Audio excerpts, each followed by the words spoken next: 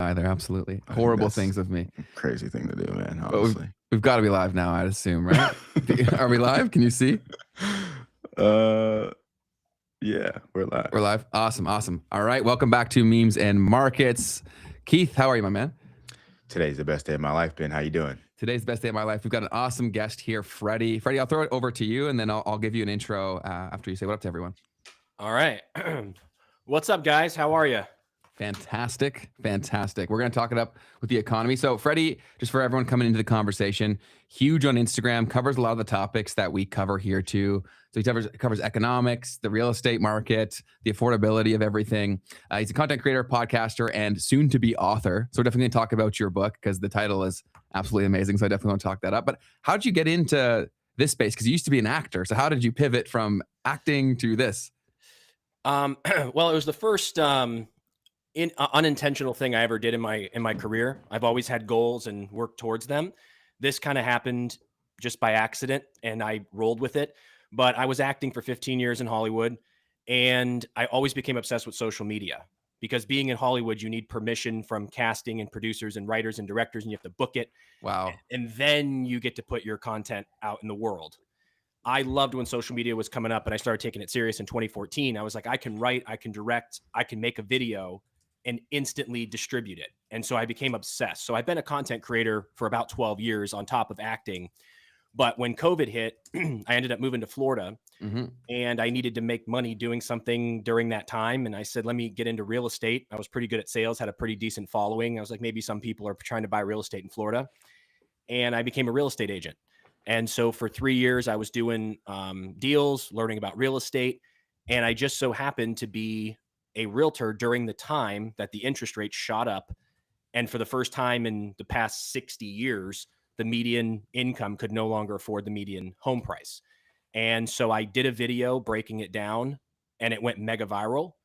And then all of a sudden I was like, oh, this is interesting. People are interested in it. And then I dug deeper, made another video. That one went mega viral. I'm like, this is cool. It only took 9 years to start going viral, posting every day. And then I got hit up by all these news networks and every single publication known to man. And my inbox was flooded. And they're like, the housing's not going to be affordable. And I was on all these networks talking about it. And it just sparked this new thing. And then for the past 3 years, I've just been discovering it as I go. So every day I'm researching, learning stuff, and learning it with my audience. So it just kind of snowballed and it turned into something huge. And I'm just having a blast doing it. So that's kind of the short story there. And Freddie, real quick, what did you act in? Because that's an important piece here. Yeah. For all the aunts and grandmothers out there, I'm sure you're gonna be excited. I was on Days of Our Lives for nearly 10 years. So from 2011 to 2020. And it was a really interesting ride. It's so cool. I was talking to Ben about this prior to the live, where there's so many shows out there these days that people sometimes don't watch the show, but being on Days of Our Lives, it seems like no matter what age, there's always someone that knows someone who watched it. And so it's been a cool thing to be part of that history. No, that's unreal, man. That's so cool. Yeah, my stepmom used to watch that stuff all the time. So I've watched that show a fair amount as well. And so what did everyone in your own life, like, how did they react to you pivoting to this kind of content? Because the acting thing makes sense. It's a concept that a lot of people outside of media can understand. Whereas content creators, kind of this like black box of what are you even doing? That's how I feel basically every day. You guys probably know, you're like, what, I just don't know how long the ride's going to last. And I think that's a healthy place to be where, I'm just genuinely interested in the economy and real estate. And so I'm doing this research, whether I'd be posting it or not. So for me, I'm just obsessed because I'm trying to navigate in my own life of what do I do with the money? What's going on with inflation? Like all this stuff, I'm trying to educate myself. So, yeah, it's just kind of it's just a moment in time right now. And I'm trying to think, now it's been so many years. Do I hop back in and try to get back into the acting world? Or do I start a show like kind of like a spinoff of a Dave Ramsey type vibe where I help people with finances? And so I'm at a very unique position right now, but I have a book coming out in July, and I feel like that's going to be the kind of the breaking point of like, is this going to blow up and become a big thing or not? And so I'm basically waiting for this summer to see if this will continue to take me down that path, but I'm feeling good about it. There's been a lot of good momentum around it. So we'll see. What is the name of the book? Because and after he intros that, guys, the description to pre-order it. Sorry, the link in the description is so you can pre-order it on all the different places. Yeah, it's called. It's a very positive title. It's called Generation Fucked: How Millennials and Gen Zs were robbed of the American Dream and How We Can Fix Our Future. And my literary agent actually came up with the title because we were having a conversation and I was just kind of ranting and raving. And I was like, our generation's just fucked. And she was like, that should be your title. And I'm like, that seems aggressive, but maybe. And then the publisher loved it and everyone's responding well to it. And it's just honest, it's like, here's how we got robbed, but it also is positive. Like the last chapter is all about what we can do to move forward. So it's not a downer. And then throughout the whole book too, I go through the huge debate of should you rent or should you buy? Nice. I go through like different ways to invest. And so it shows us how we got to this hard spot, but also what we can do to get out of it on a policy level and an independent level as well. So it's a mixture, but the title had to be catchy. So that's the route we went. I think you captured the sentiment. I think people will resonate with that pretty deeply. Like, I think you did well. How old are you guys? I'm freshly 30. 27. Oh, so you're right in the pocket. Yeah. So did either of you have like at least a few years before COVID at all, where you felt slight economic, maybe not prosperity because you were young, but where you could like go and get food with your friends and not have to think about money for a minute? Is it always expensive for you? I kind of did actually, because I was in the internship program at my school. And so there were periods of times when I felt like how life probably should have felt, where there was a 4-month period where I was making money and it actually felt like I was making money. Right. And then everything after that, because once I graduated, then it was just into the real world. And then I never felt like money was anything. And it all felt fake after that completely. It's crazy. How about you, Keith? No, I mean, I also lived in Miami, and good luck. Like, it was hard to feel like you're doing any sort of good there. And this is why I always stick up for the Gen Z and millennials, because sometimes the boomer generation is like, oh, it was hard for us too, and I'm like, I graduated high school in 2006. When we graduated, us millennials, it was like money. I never, not once ever, was worried about paying my rent or not being able to go out on the weekend. It was something that we didn't even think of. Like you going to get your mail or grocery shopping is how we felt about going out on a Saturday night. Like it meant it had no financial repercussions. It was $20. And like our rent was so cheap. And when I ended up leaving acting, I didn't leave on top, unfortunately. So I was like kind of broke when I left LA and had to rebuild. And when I was rebuilding in my 30s compared to when I was 19 in a more expensive city, I was like, what the hell is going on? How is anyone going to get ahead now? Everything's so expensive. But us millennials had a decade of the old world where don't let anyone older gaslight you. It was way easier to just work a job and hang out with your friends and not worry about rent. And that's what I'm fighting to get back to. We don't need handouts like Lambos. You got to work for that shit. But to pay your rent should be pretty simple in America at this point. Yeah, I think we're all aligned on that. And I have this conversation with a lot of my family and friends all the time. And it's so difficult for them to realize how different things are. I think of one of my grandfathers, for example, and he had like a very normal job, really didn't even try to climb the ladder that much. And he ended up with a full pension, a cottage and a house, and he's sitting pretty. Right. And he didn't like, he'll even say he didn't work that hard.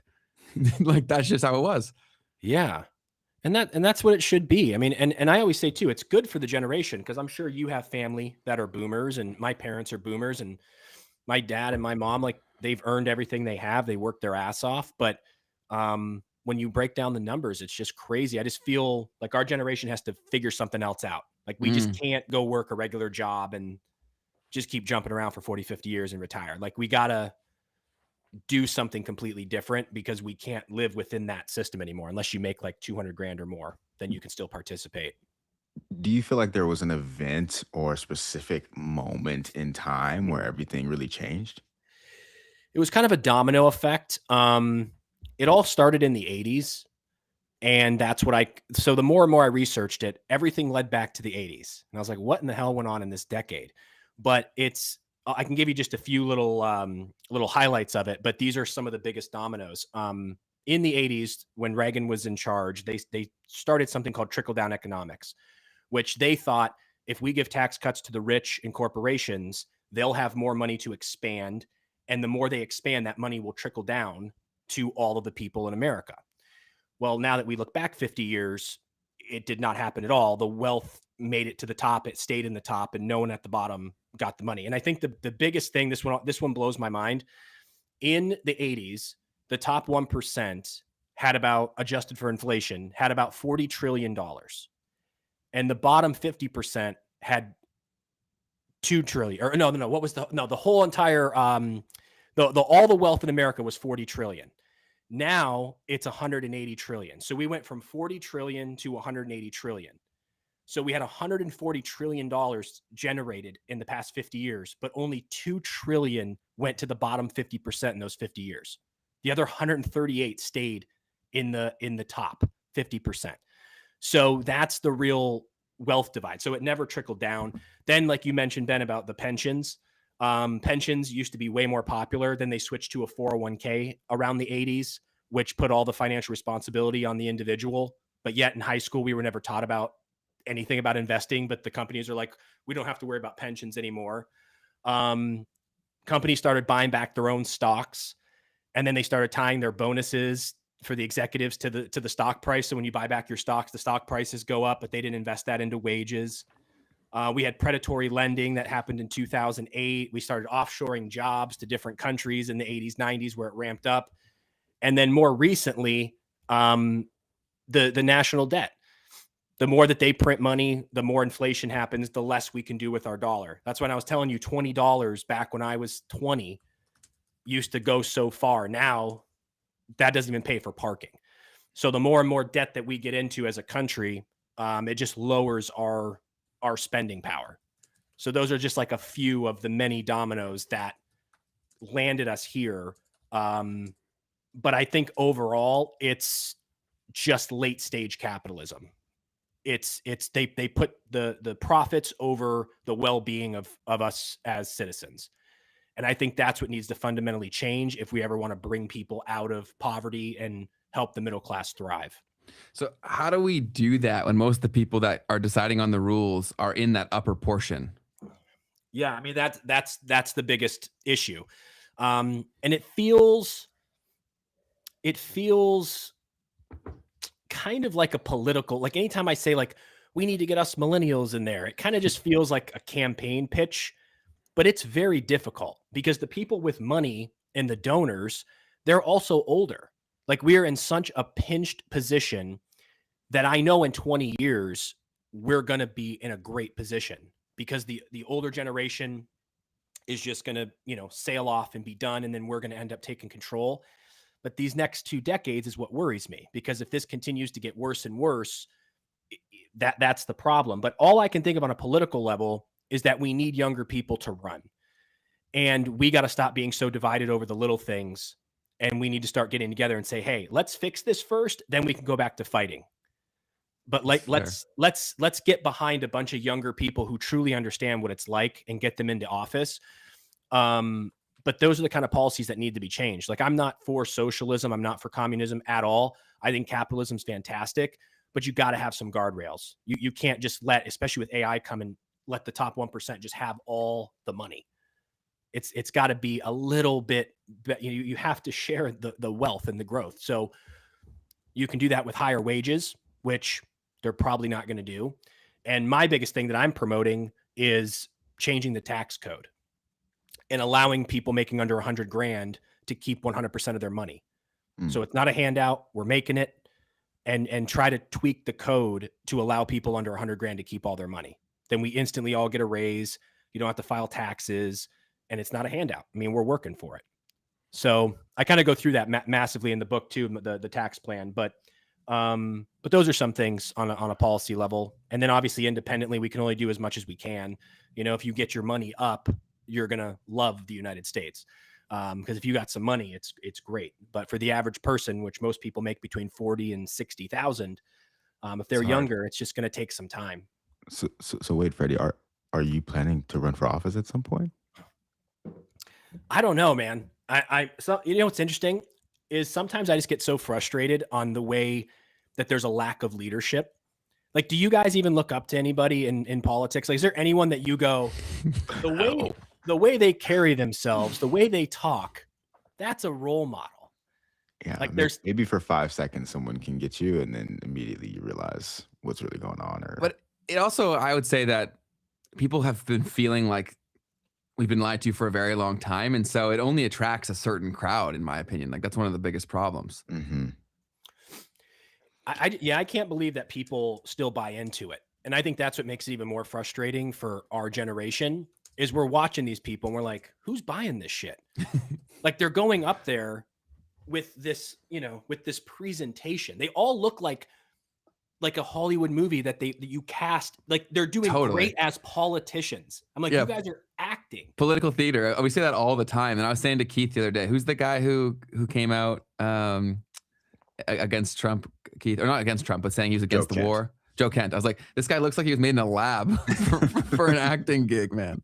Dude, it's the truth. We just watch it, and that's what I'm trying to get people behind. That's why I've never gotten into politics with a blue or red hat, because I'm trying to just talk to both sides and say, guys, we need to get people who, regardless of Democrat or Republican, that actually aren't bought into this circus. Totally. And there's a few that I feel sometimes, like you said, will say certain things, but I'm like, it still feels like theater to me. But that's the only time I ever think about it, where I'm just like, I would just love to get up there and not own people and destroy them on stage and be immature. I just want to say, can you elaborate on this plan of why it wouldn't work? Then they turn to camera and they like laugh to try to get the audience on board. I'm like, or they'll personally attack the person. It's like, why don't you talk about the ideas and explain it? They want free healthcare for all. I'm for that. No one's ever explained it. How are you going to do it? What are the challenges?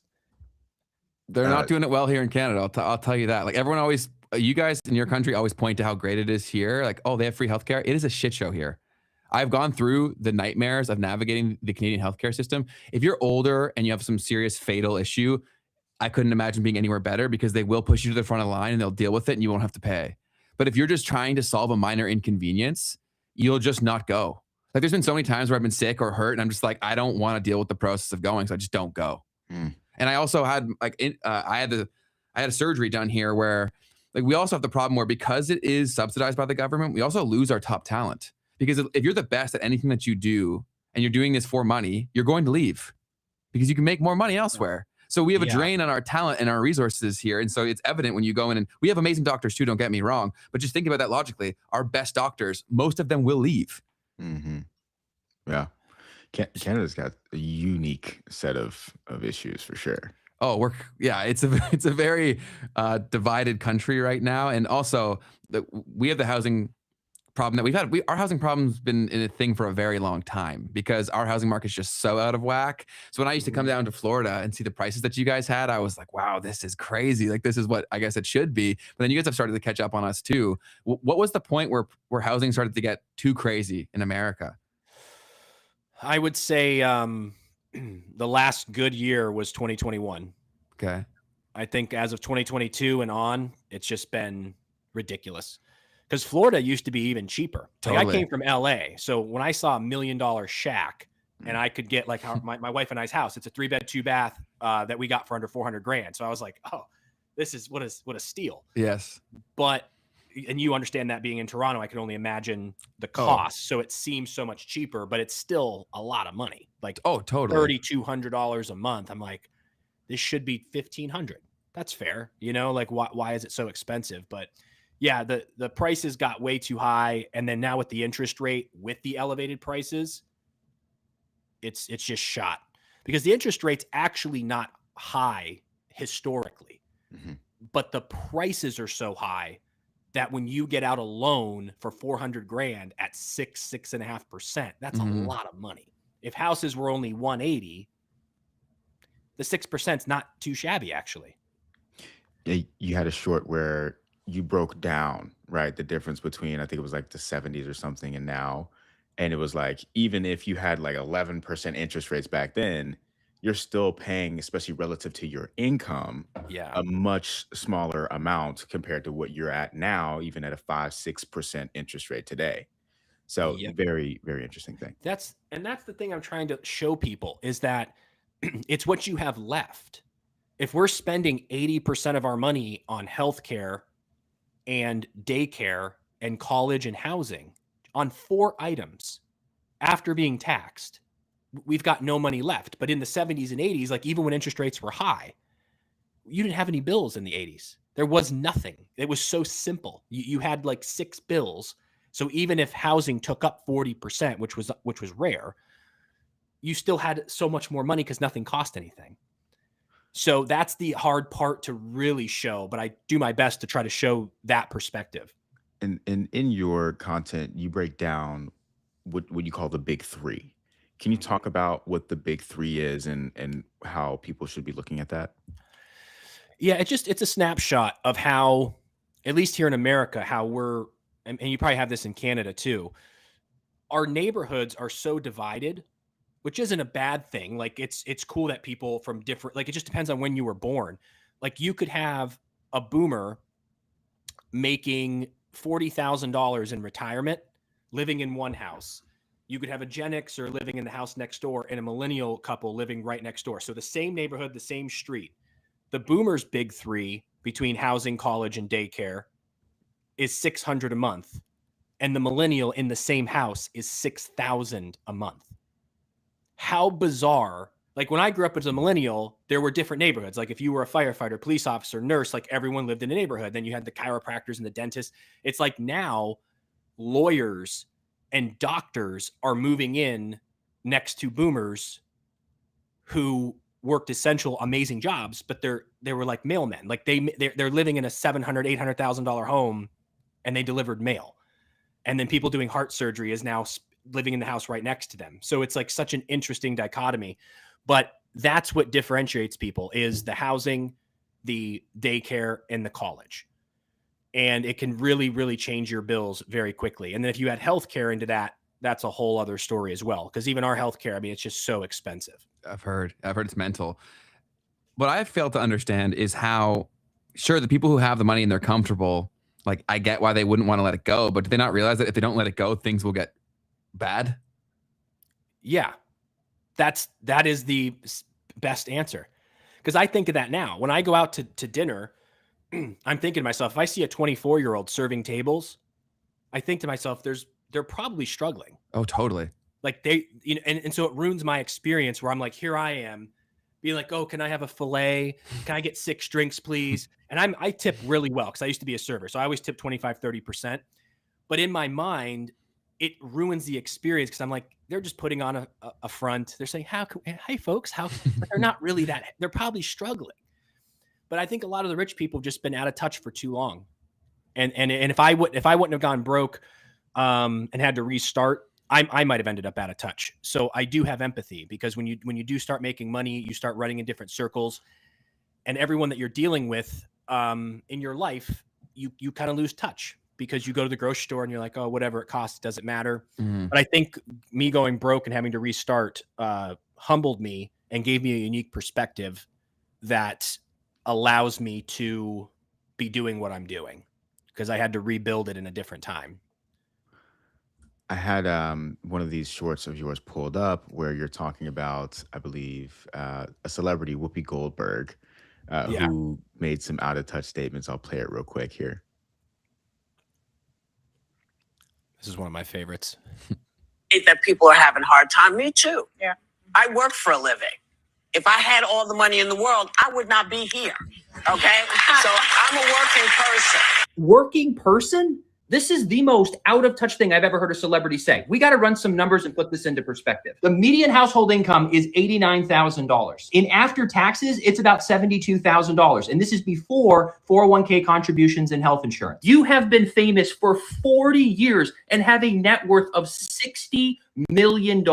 And on top of that, you make $8 million a year. And even though you're paying an insane amount of taxes, you're still taking home $3.8 million a year. That is $73,000 a week take home pay. You, Whoopi Goldberg, by yourself make more money per week than the average American family makes a year.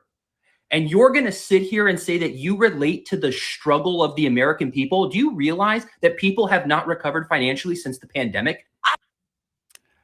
I think like a lot of these people, like they actually believe what they're saying. For sure. Yeah. And you can be rich, just be in touch. Mm-hmm. Like don't say shit like that. Like that's the simplest thing. It's just don't say that shit. And that's what creates the divide. Mm. And I'm also waiting for someone really rich to come out and just do something selfless. They would be the most popular individual in the world if they could come out and be selfless instead of coming out with a new brand. Like you have all these celebrities. Go make your money. Go do $1 billion exit on a tequila or a clothing line. Do it. But why not do a second company where you take zero profit, utilize your entire company for charity, or pay everyone at that company 50% above market value and just break even and do it because you can. Like that's what my mind goes to. And like, where are the celebrities? Like even they do these charities where it seems like Hollywood produced, where they're just like, hey, everyone, we're here in Louisiana and I've got, so-and-so with me and we're going to match every donation that you do. And I'm like, why are you performing it? Like, where's the celebrity that's just going to Louisiana and saying, hey, I got all my A-list celebrity friends. We've already put in 10 mil and we're going to do a GoFundMe, not through a charity that we're going to get write-offs, a true GoFundMe that 100% goes to people in this place or wherever they're at. I just don't get it. Yeah, I think someone would have to do it to start that thing because I'm sure none of them want to, but if there was some sort of pressure to do so because that became a normal thing, that would probably have a role. But I'm also seeing that in general, the other spillover effect is that people are just quitting. Like a lot of people my age are just like saying, what's the point? I'm giving up on life and trying to build a life for myself. And so it's also made people hate like entrepreneurship in a lot of ways too. We see that people are like, any business is evil business, which is just so crazy. And also the big tech, one of my biggest frustrations was that they convinced everyone that everything should be free. So if people pay for things online, they're like, oh, this is a scam. I build apps for a living. So people will always be like, this app isn't completely free. This is a scam. I'm like, I'm running a business, man. But they didn't realize that they were trading their future for free entertainment. Yeah. So you're seeing that a lot in your generation where people were like, being an entrepreneur or a creator is almost a little. There are two camps. You're either like an idol to these people, like they're like, yes, that's exactly how you should be, or you're a villain. There's like nothing in between. Yep. I can see that though. And that's not a good place to be because entrepreneurship is, because there's so many people that run businesses that aren't taking advantage of people. Totally. It's just business as usual. But I think it gets a bad name because people are, it seems like exploitive when you can't afford your rent and these people are showing up in their supercars and on their yachts. You're just like, it's just not a good look, guys. And then you hear about the valuations of these companies going to the tens of billions or closing in on trillions of dollars. And then there's going to be the first trillionaire here pretty soon too, right? When the average person can't do anything. Like, it's just, I get why people get mad and frustrated and angry. And it's too much work right now for people to truly understand why things are messed up, which is why I love that you're creating content that you are, is because I think a lot of people want to know, but the people talking about it in the traditional means, they're so out of touch, one, and then also they're speaking a language that the average person just can't comprehend. I totally agree. That's truly what I try to do best, because I was so naive when I would watch people talk about inflation, the Federal Reserve, the Treasury. I'm like, this is boring as fuck. Like, what are you even talking about? And you hear these business people, they'll get on a mainstream media and they're like, yeah, this quarter we're doing this and we're going to have to do some quantitative easing to pull this back because inflation isn't doing. Like, you're all just speaking a language that the average person doesn't know. And then I'm trying to thread that needle of how do I continue to point out these problems with also not getting bombarded with people calling it complaining. Because that's my biggest thing. Like, people I don't really have many haters, but if I do get hateful comments, it's, you're a whiny, stop complaining. Yeah. Spoiled brat, like whatever they're going to call me. But I'm like, it's not complaining if I'm breaking down the data of our reality. Right. If I was just getting on there saying it's so hard, why can't I just have free stuff? And I'm just this sucks, and we're all going to be in bread lines one day, and we need to steal the money from the rich people. It's like, okay, but like I'm breaking it down, going, here's why the rich people have money. Here's how they're getting away with not paying taxes. We should kind of look at this. Should we maybe tax this activity so that we can generate money? But if we do generate the money, this is the portion that would be coming from taxes. Is this really enough? And then here's what it was historically. And like, I'm trying to, like, they're mad at me for complaining when I'm just showing you the data of our reality. So I'm not predicting shit. No, I totally get that. Two things came to mind there. The first one is we've reached a level of bureaucracy within all governments that it seems like it'd be really hard to change the system in a way that would actually have a difference. Of course, there was the whole Doge initiative where they tried to go in and remove things that were waste, but it's also an incredibly difficult thing to do because it's been around for so long and it's been built so large. And some of these, it's almost impossible to choose like what is necessary and what is not, because when that's a subjective thing. How do you think about improving the overall system and where money goes in the first place? Well, honestly, this is where I'm at right now. There's many things that have changed over my research, and this will get hate. I understand, but I like it. I just don't think the cost of living will go down in a meaningful way, in a way that we all just go, oh, look, apartments are $800 again. I just don't see that being true. So again, when you hear politicians saying we're going to bring down the cost of living, both sides, no, you're not. I'm glad eggs are $2 cheaper. Fantastic.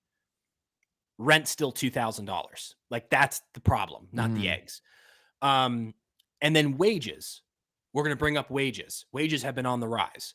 We need a 50% raise for everyone to actually get back to where we were. Is that going to happen? Probably not.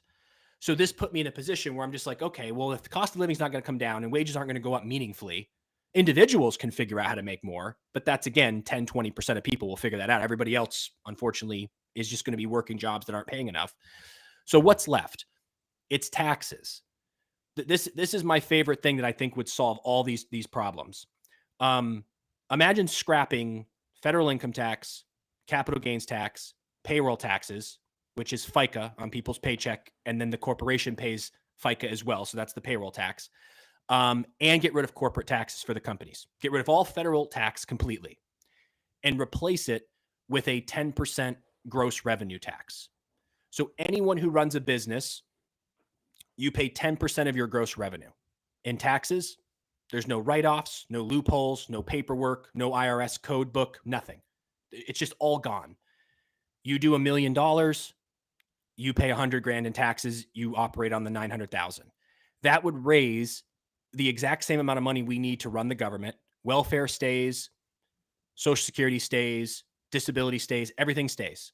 And we'd even have some left over to start universal basic income for $3,000 a year with people making $50K and under in case prices were to go up 10% to make that up. But imagine how simple that would be. Amazon comes out next year, record sales. Great. Because 10% is going to fund the government, and now we all get to keep our money. And where would we spend our money? At these companies. Where would we invest? At these companies. So it would be this thing that we'd be cheering for these companies again. Everyone would be spending more money at these companies, making more money, paying more in taxes. But I think, as bizarre as that is, I understand all the problems with it, but I feel that's more realistic than trying to get eggs down to $1. So if we do that, though, do you not see inflation becoming a bigger issue? It would. And here's my thing is, if I would have brought this up in 2019, that would have been the same pushback. What if everything goes up 10%? It's going to hurt the working class. It's going to hurt these people. It's going to hurt this. It's going to hurt that. Well, since the pandemic, we've had 26% inflation and we're still paying our fucking taxes. Yeah. So, and I keep thinking of it too. It's like, even if it goes up 10%, a car goes from 40K to 44K. Like, we're still financing it. A t-shirt goes from $20 to $22. It would increase it, But if we're starting the universal basic income for lower income, it would help them be able to take more money home. And for all the old school middle class and upper middle class, they would have tens of thousands more dollars to put into the economy to generate more, to get that UBI higher every year too. Because with AI coming down the pipeline, how much money do you think these companies are going to make? Tons. And if we don't change something drastically, we're not going to get a piece of it. We just aren't.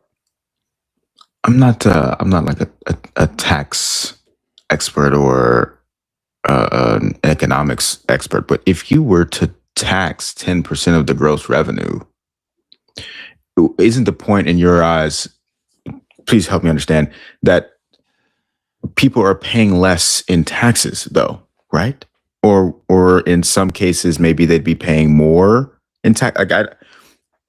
To me, it sounds like everyone pays more than 10% of their gross revenue, right? It would be the for businesses. So Okay. all businesses. So anyone who's operating. So if you're a big business, big corporation, or even like a hairdresser, content creator, anyone who's doing any sort of business would just pay 10% gross revenue. Everybody else, W-2 employees, everybody else pays no tax. Oh, okay. And then just their state tax if Gotcha. if they live in one of those states. And then but right now, as it stands, don't you think, or maybe not, but doesn't the average business pay more than 10% of their gross revenue in taxes at the end of a year? They pay about 20% of their profit. So if they make $1 billion, they're going to have all their operating expenses, all their write-offs, and then they might have, let's say $50 million in profit. Then they'll pay on their profit. And you can get very creative with writing things off, like especially as a big company. And that's my biggest thing for these companies. They're spending so much money on payroll tax. So like I was saying, for anyone too, I didn't know this till a few years ago. When you see FICA on your paycheck, it's 7.65%. That's for Social Security and Medicare. Your company is matching that as well. So every employee that they're paying, they have to spend that 7.65% on tax on your behalf. And then the employee sends in 7.65% in FICA. So the company would be saving 7.65% on all these employees. They wouldn't have corporate taxes, and it would all just be simplified. And then some people would also say, well, their profits are lower and they're not going to be able to afford this. But the profits that they're showing are manipulated to have them as low as possible so that you pay the least amount of tax. So some people say we have low profits. It's like, but that's the goal. You want to expand your business and do things to make your profit low as possible so you pay as little tax as possible. But just think about the accountants, the lawyers, the tax strategists, like all of this shit is gone. The simplicity of just making 200 grand as a hairdresser and being like, here's 20K done with taxes. Could you test this on a smaller scale? In what regard? Because I mean, for any of these systems to play, it's like an incredibly risky thing to just say, okay, we're switching this to this, like, let's just roll with it. So how would you get to a point where you could test this to prove its efficacy to then say, now let's roll this thing out nationwide? That the implementation would be interesting.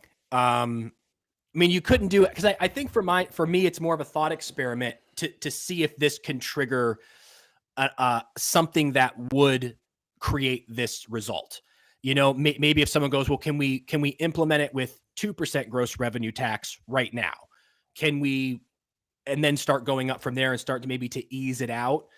But I just think this is where we need to go because other people are trying to do a consumption tax as well, where you just pay 20% on everything you purchase, which I don't like. But yeah, that would be an interesting question. That's a good thing for me to dig into is how would you implement it? I would just like to throw the switch and just make it happen. And then we can always pull back. Well, I also see the system itself fighting that as well. Because like you said, you mentioned that so many people's jobs would be eliminated, right? That are currently managing the current system. I mean, plus the companies like TurboTax that would not be necessary anymore. Intuit, like all those tax people, would lobby hardcore. I mean, they're already lobbying now to make our taxes not simpler. Yeah. Even the fact that we have to file taxes, it's confusing, has been lobbied against the American people for years because they have $1 billion business. Yes. So they're going to also, so if I brought this, out, the opposing side would say the small margin businesses, this is going to hurt the working class, this guy, and it would just be this continued thing. But I feel if you were able to break down the numbers and show people and get people behind this, because I'm thinking of the scale moving forward. The AI is going to make Amazon like so much more profitable. Like fantastic. I want drones dropping shit off. I want the world to be this cool. How cool would it be to not pay taxes and have these companies just pay it? Have them figure it out. I'm so tired of the government putting it on working class families to figure out how to write a $2,000 check. Have Jeff Bezos, with the brilliant minds that's around him, he built this incredible company. Figure it out. Figure out how to pay 10% gross revenue. And you guys figure this shit out. Why are you putting it on American people to scratch together $1,600 when they need that money? Yeah. It's a theory. It's a theory. Again, not this isn't me having a campaign speech here, but it's just a theory to get people to think of like, this is what we need to do. Because when people bring up something like a wealth tax, like let's just tax 5% or 2% of all the rich people, it'll raise $200 billion a year. And I've done a video on that, I think, before. I'm like, that doesn't help anything. It's not enough money to do anything. So here we are wasting our time being like, yeah, let's do that. And it's like, I'd vote for it, but it's not going to solve anything. Yeah. It just sounds good. No, I'm all about thought experiments. I think that we need to be doing a lot more of them. I just try to get to the situation of looking at what's currently fighting us from that possibly being a reality. And then how do you come up with like irrefutable evidence that this should be done? Right. That's always where I go, because I know that the people currently making the decisions are going to act in their own best interest. That's been proven time and time again. And so unless you create a movement that is easy to comprehend by the individual and also something you can't argue in terms of how it works, I think that's the stuff we got to be chewing on. What would be great is not a documentary, but I would need to go to big companies with a plan like this and say, can we realistically look at the difference of what this would do to your business? And talk to 100 different entrepreneurs making all different kinds of money and truly look at what would this do? If 60% it would destroy their business, we got to figure out, well, why would that happen and how do we fix that?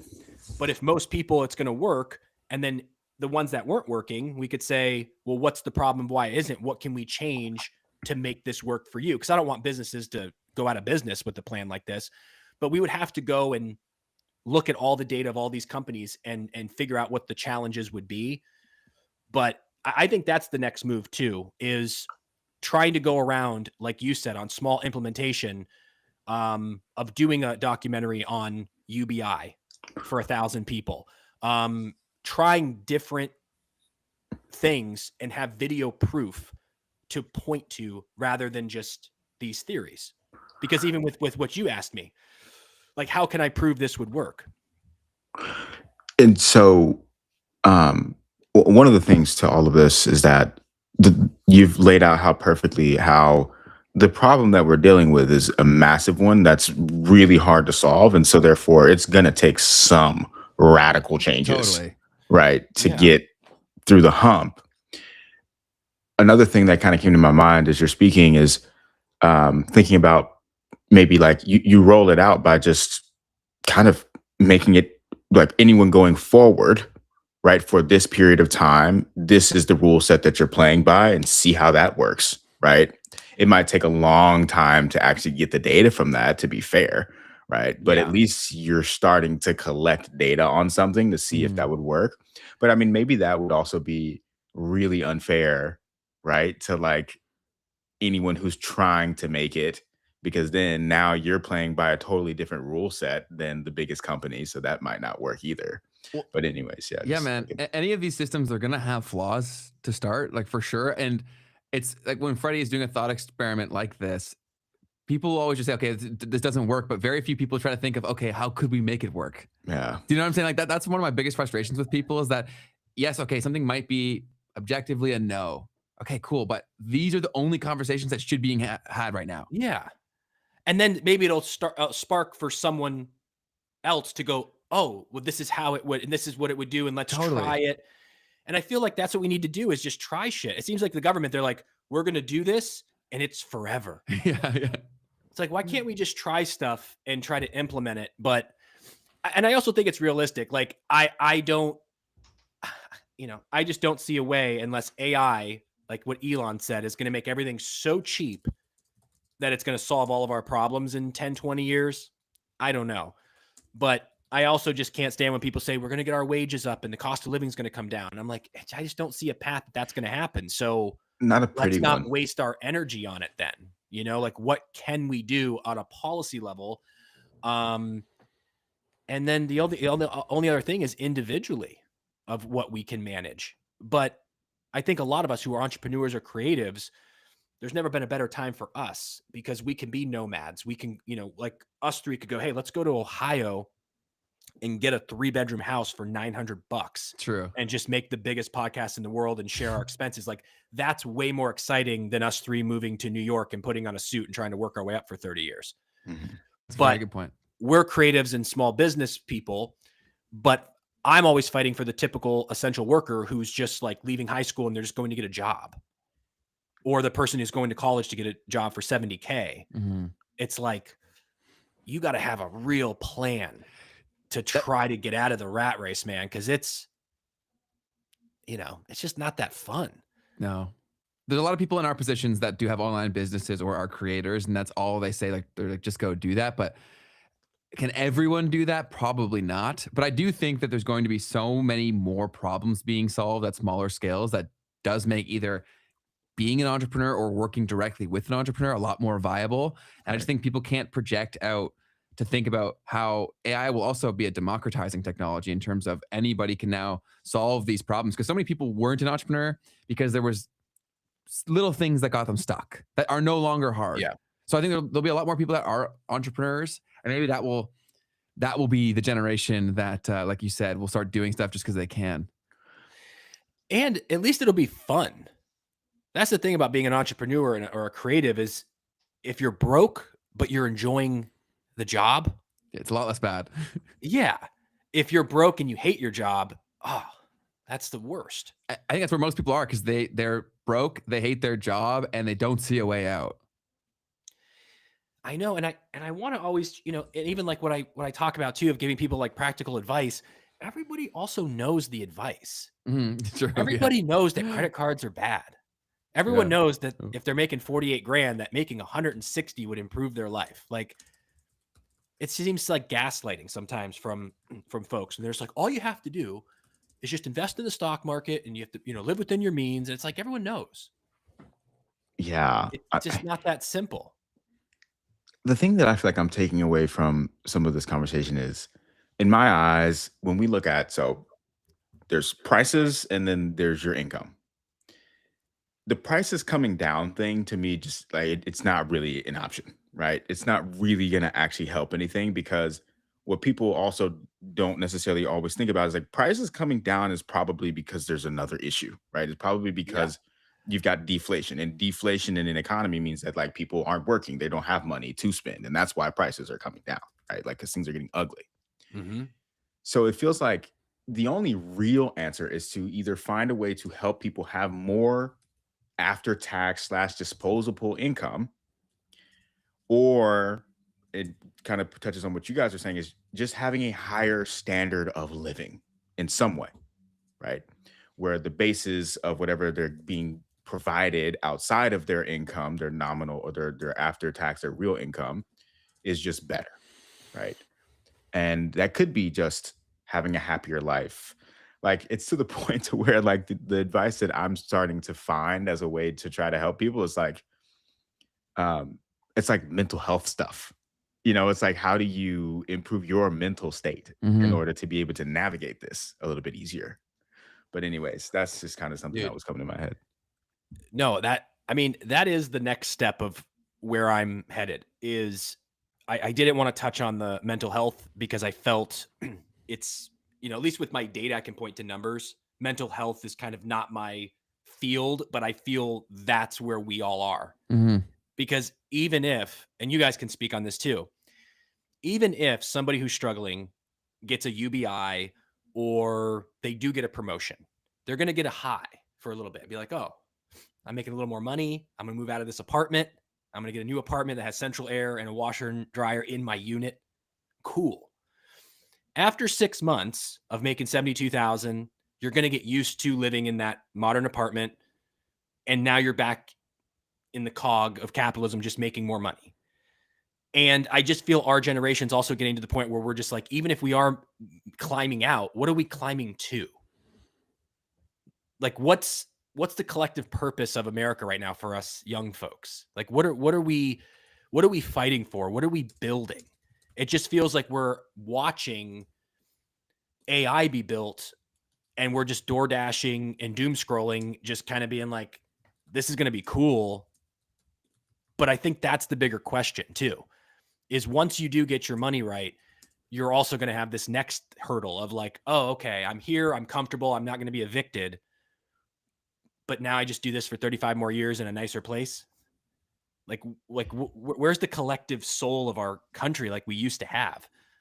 I don't know. Do you guys have any perspective on that from like a younger generation, like other than someone building a business or a creative, just in general? Like what are we all working towards? Well, and the other piece of that, Freddie, and you talk about this a little bit, is that people also aren't having families, right? Because sometimes that alone can kind of give you that, local collective feeling of here's what I'm building, but that's not there either at the moment. People are waiting longer, and yeah, that's the only thing. Because I think what my heart and soul yearns for is when I look at these communities being built where you're getting community back. If you get a bunch of like-minded people together and you all build a house in a certain area, nothing luxurious, but just have a sense of community where people are raising kids together and kind of get back to that feels the best on my soul. It's cool and fun to think about materialistic stuff, but it's more like a fun joy kind of feeling, not a warm feeling. And I think that's where we've all gotten to. And that's, but I don't know if these like little villages or communities, I don't know if we're close to that yet. I think we've been so independent as a country that it would feel weird. Like we're not even multi-generational like other cultures are. So, but that's the next phase of all this is just the mental health side of this and like what we're all kind of striving for. Do you feel like it's mirrored in Canada, Ben? Yeah, maybe we worse. don't hear much about Canada, oddly.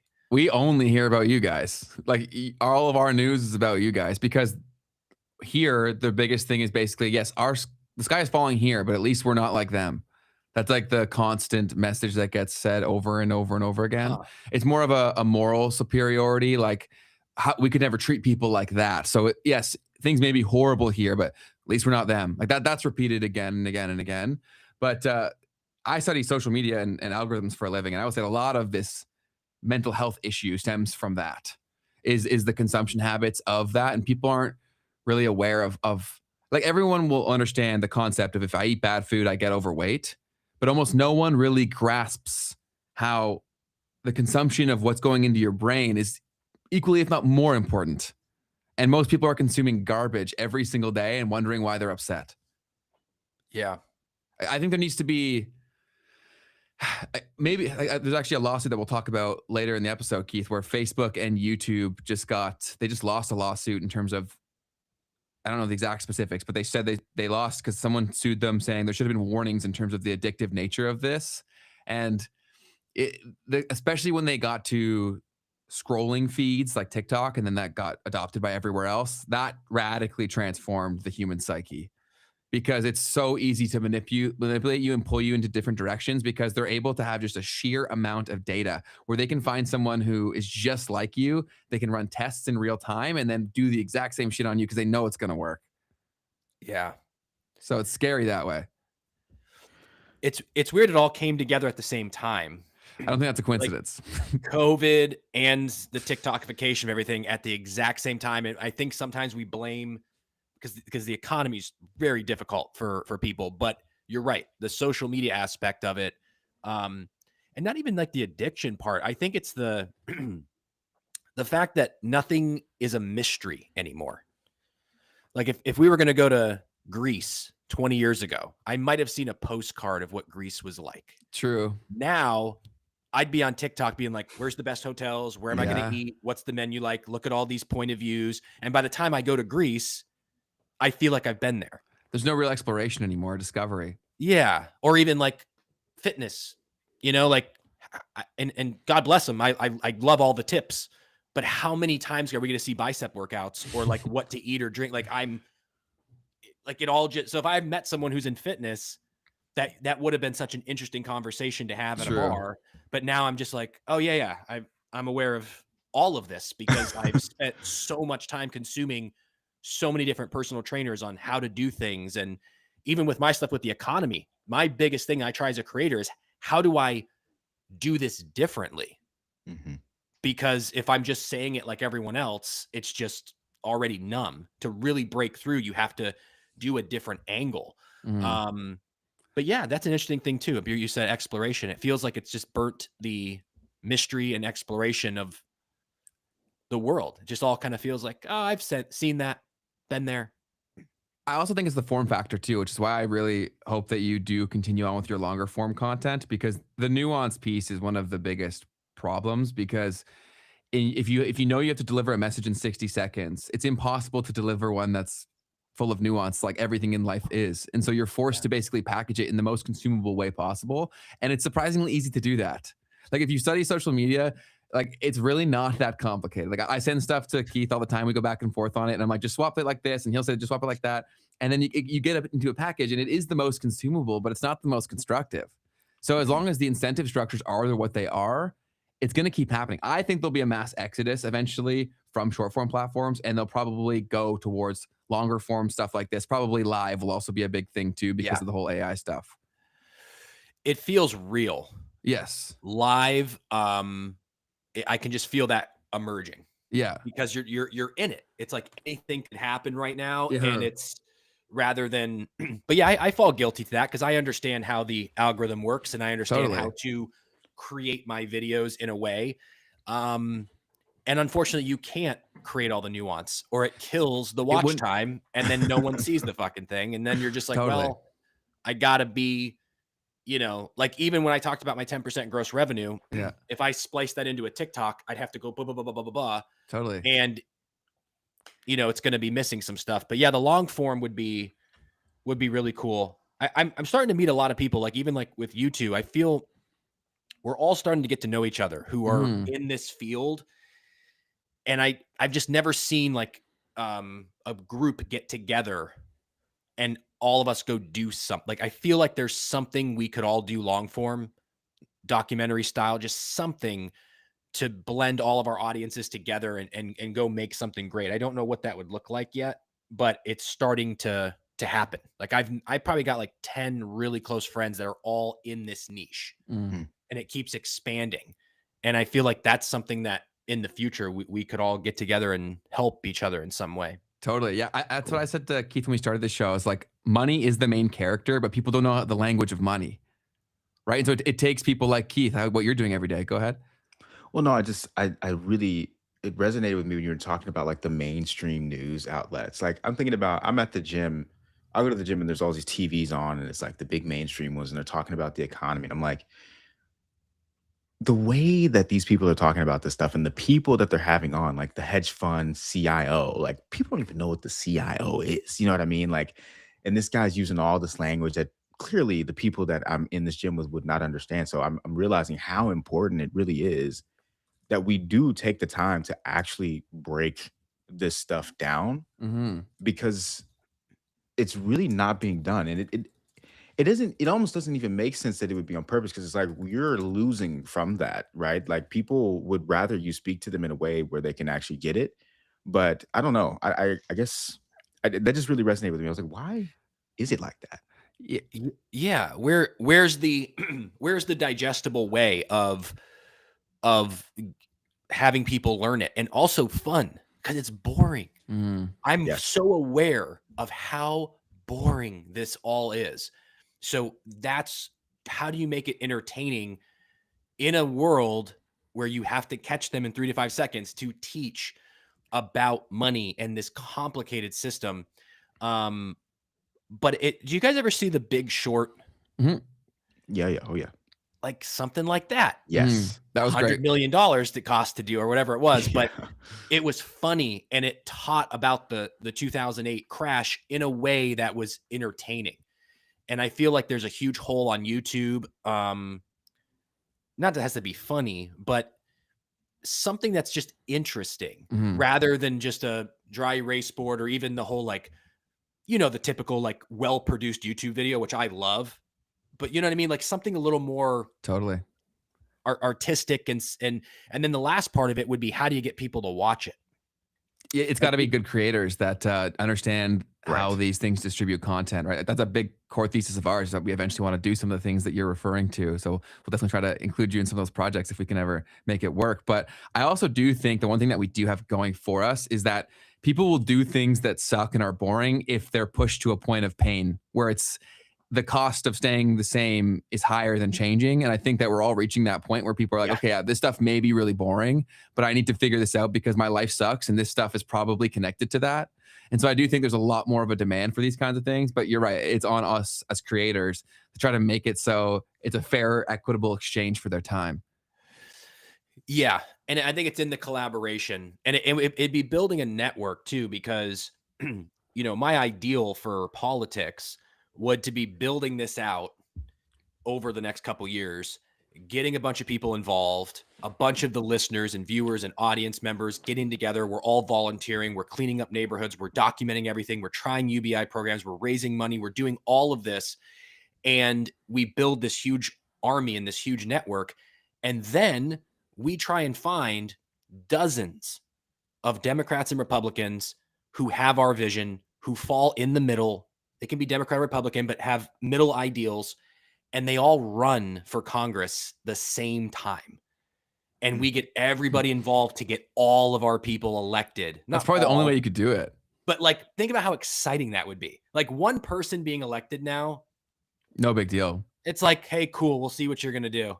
Good luck. But imagine like 50 or 100 new people coming in from a massive marketing network that took years of gathering young people like-minded, and we're like, here's who we're rooting for in these states. Let's all go vote and get these people in there who aren't just gonna play the system but go truly disrupt it.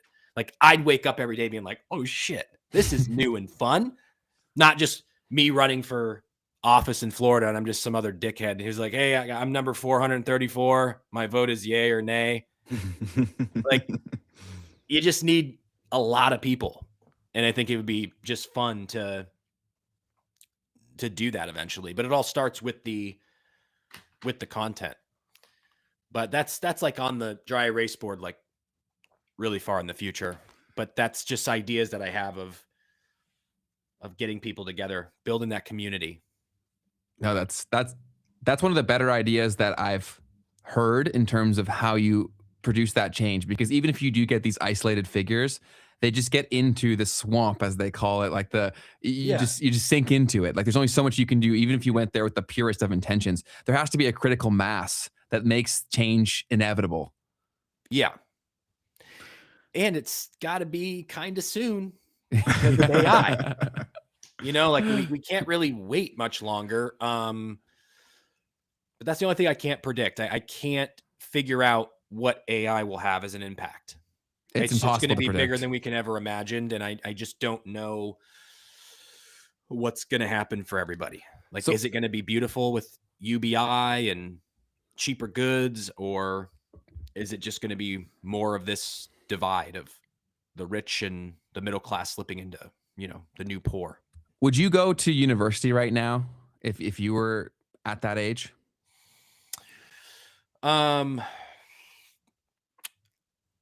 I some, but I would say a very small percentage at this point. I you know, not to sound depressing, but can you imagine like a 17-year-old about to sign up for 5 years at $25K a pop to become an accountant? because even if the accountants hang around for another 10 years, I can't see them being around 30 years. So would you really go to college, get that much in debt to be an accountant for 4 years before it's taken away? And that's just an example. Like, I don't know the other jobs, but then people are going to say, well, what am I going to do? But it's like, just avoid the debt.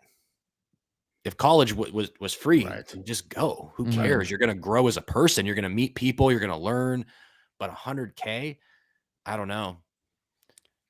But And did you go to university, Freddie? I didn't. No, I bailed, man. I did really well in school just because my parents were like, hey, get good grades and you can have a later curfew. But I never liked learning. It took me until I was an adult to truly understand and learn the things I wanted to learn, like personal development, leadership, economics, probability, statistics, business. But in school, I just really just was bored. I didn't like it. I didn't like the system. So 3 weeks after graduating high school, I just drove out to LA. I was like, I'm gonna give this acting thing a try because That's awesome. that's more exciting than That's cool. than everything else. But yeah, I don't know. I think that's a discussion people have to have. But I don't think the blanket statement of Go. everyone should go to college, or like as millennials we grew up, it's like, if you don't go to college, you're a loser. That's not true. I think people just have to really understand what they're signing up for if they're going to get into debt when it comes to college, because Yeah, you can't just go for the party. No, and the outcome at the end of it is also not the same either, right? Like, you used to go for the guaranteed, if you do this, you're guaranteed to get a middle class life, right? And Yeah. that doesn't no longer exist anymore. So with you studying all the numbers, how much does someone even need to make nowadays to live the middle class life? I mean, it's broken down depending on if you're single, if you're married, if you have kids, if you have college, if you don't have college, and also where you live.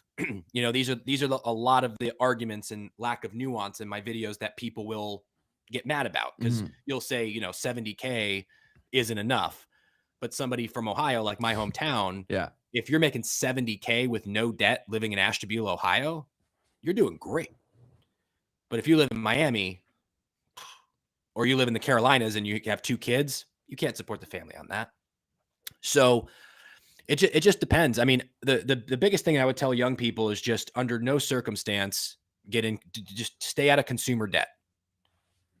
Just stay out of consumer debt and leave all of your available money to exploring ideas and opportunities.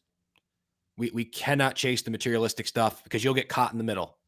Like, if I was 19 and I knew what I knew and I was here now, I would live as cheaply as possible with roommates that were like-minded, not who were partying till 4 a.m, even though I was doing that shit when I was 19, but I'm older now. But if I could have my brain now, and just go into work, living cheaply, not getting into debt, driving a 2003 old car just to go to the grocery store and the gym, and just focus on building something. But as soon as you get a job and you're like, I get a nicer apartment, and you're just going to hold yourself in that rat race.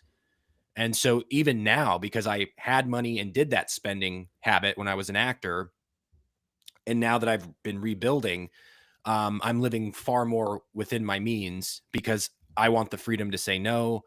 I want the freedom to just go, I want to move, and not be like, we bought this house to flex, and now I have to do X, Y, and Z to pay for it. It's like, but that's a privilege to talk about, because I'm in an income level where I can live within my means.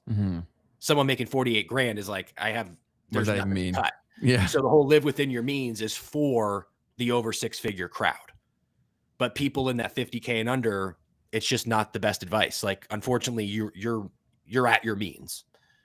And that's the failure of our system, is that the people making 50K now are just really struggling. So you got to see where you fit in the mix.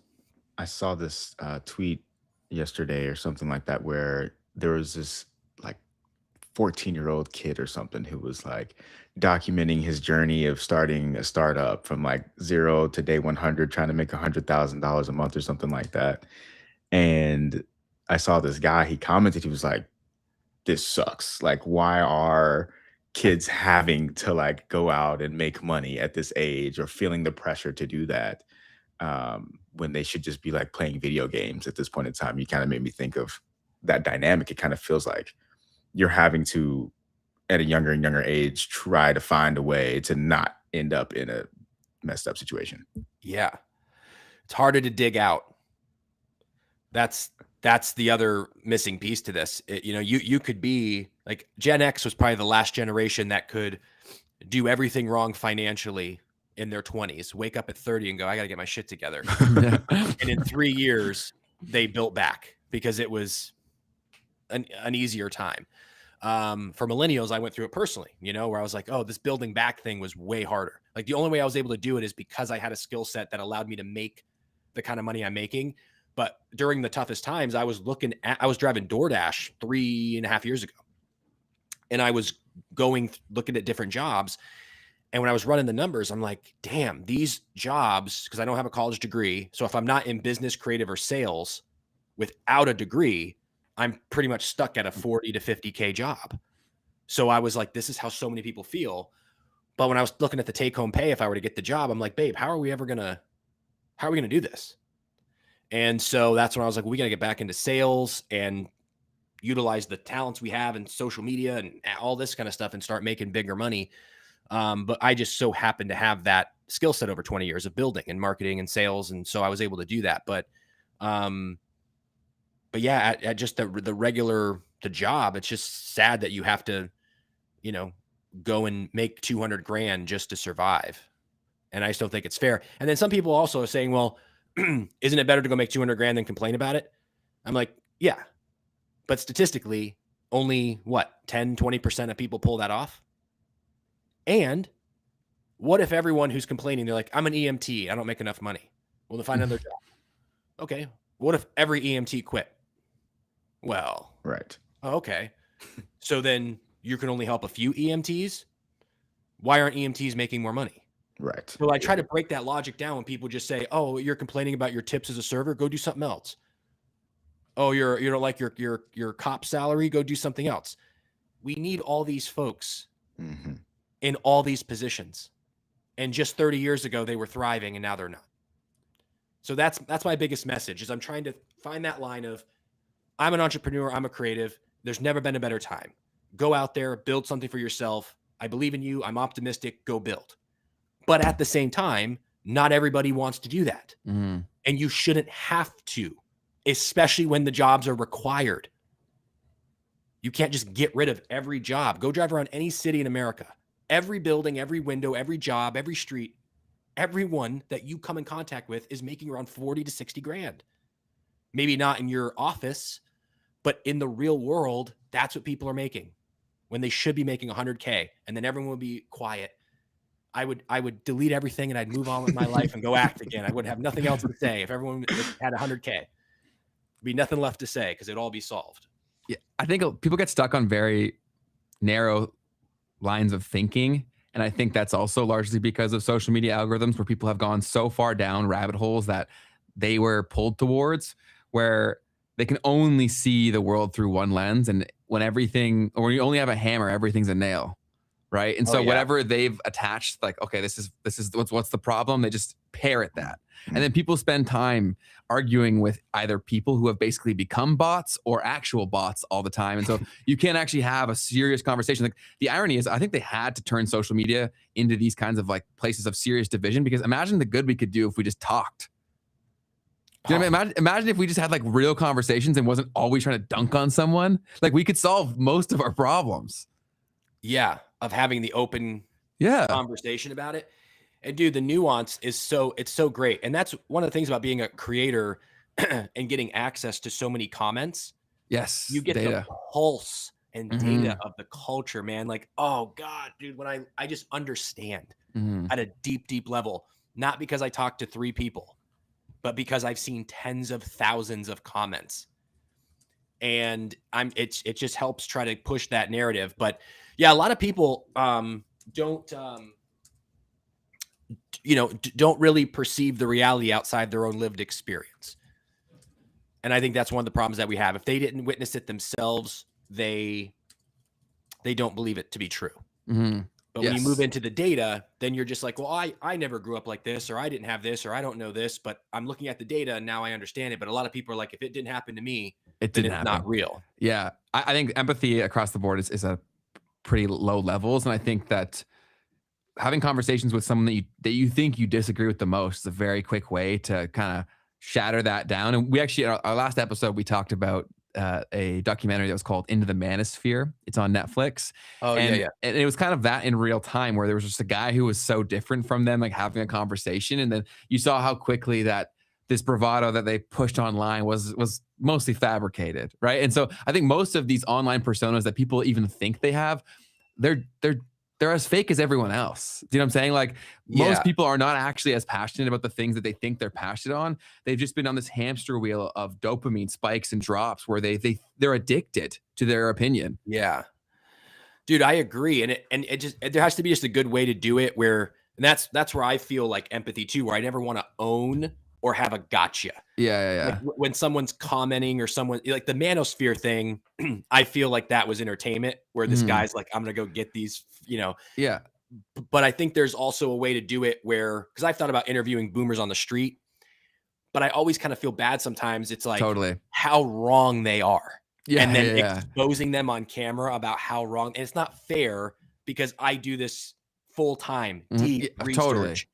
And this is a 63-year-old person who worked at the same job and just is getting a cup of coffee. And so I've tried to also try to figure out, because those conversations would reveal the most. Totally. And I mean, how do I do it in a way that isn't disrespectful? Or it's a balancing act for sure. Yeah. For so sure. I could try it.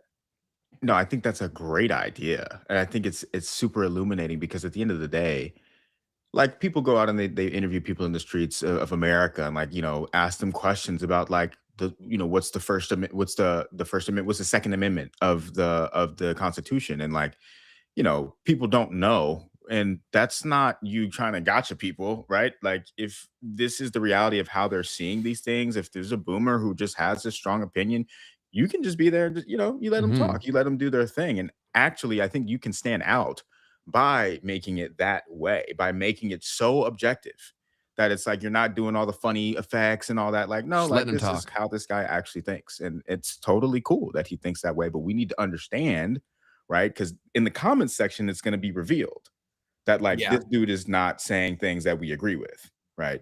So that's true. Yeah. and just bringing up the data. Like I can't stand like even presidential debates where it should be treated more like a court of law. Yeah. Yes. Well, they can't just make shit up. Yeah, like if you're a jury, you're watching two lawyers show you evidence on things that the jury doesn't know. I don't know about blood splatter. I don't know about any of this stuff, but you're watching with evidence to make a decision. Presidential debates, wrong. I mean, who is? What do you mean? We're going to do healthcare. We're going to do this. Nope.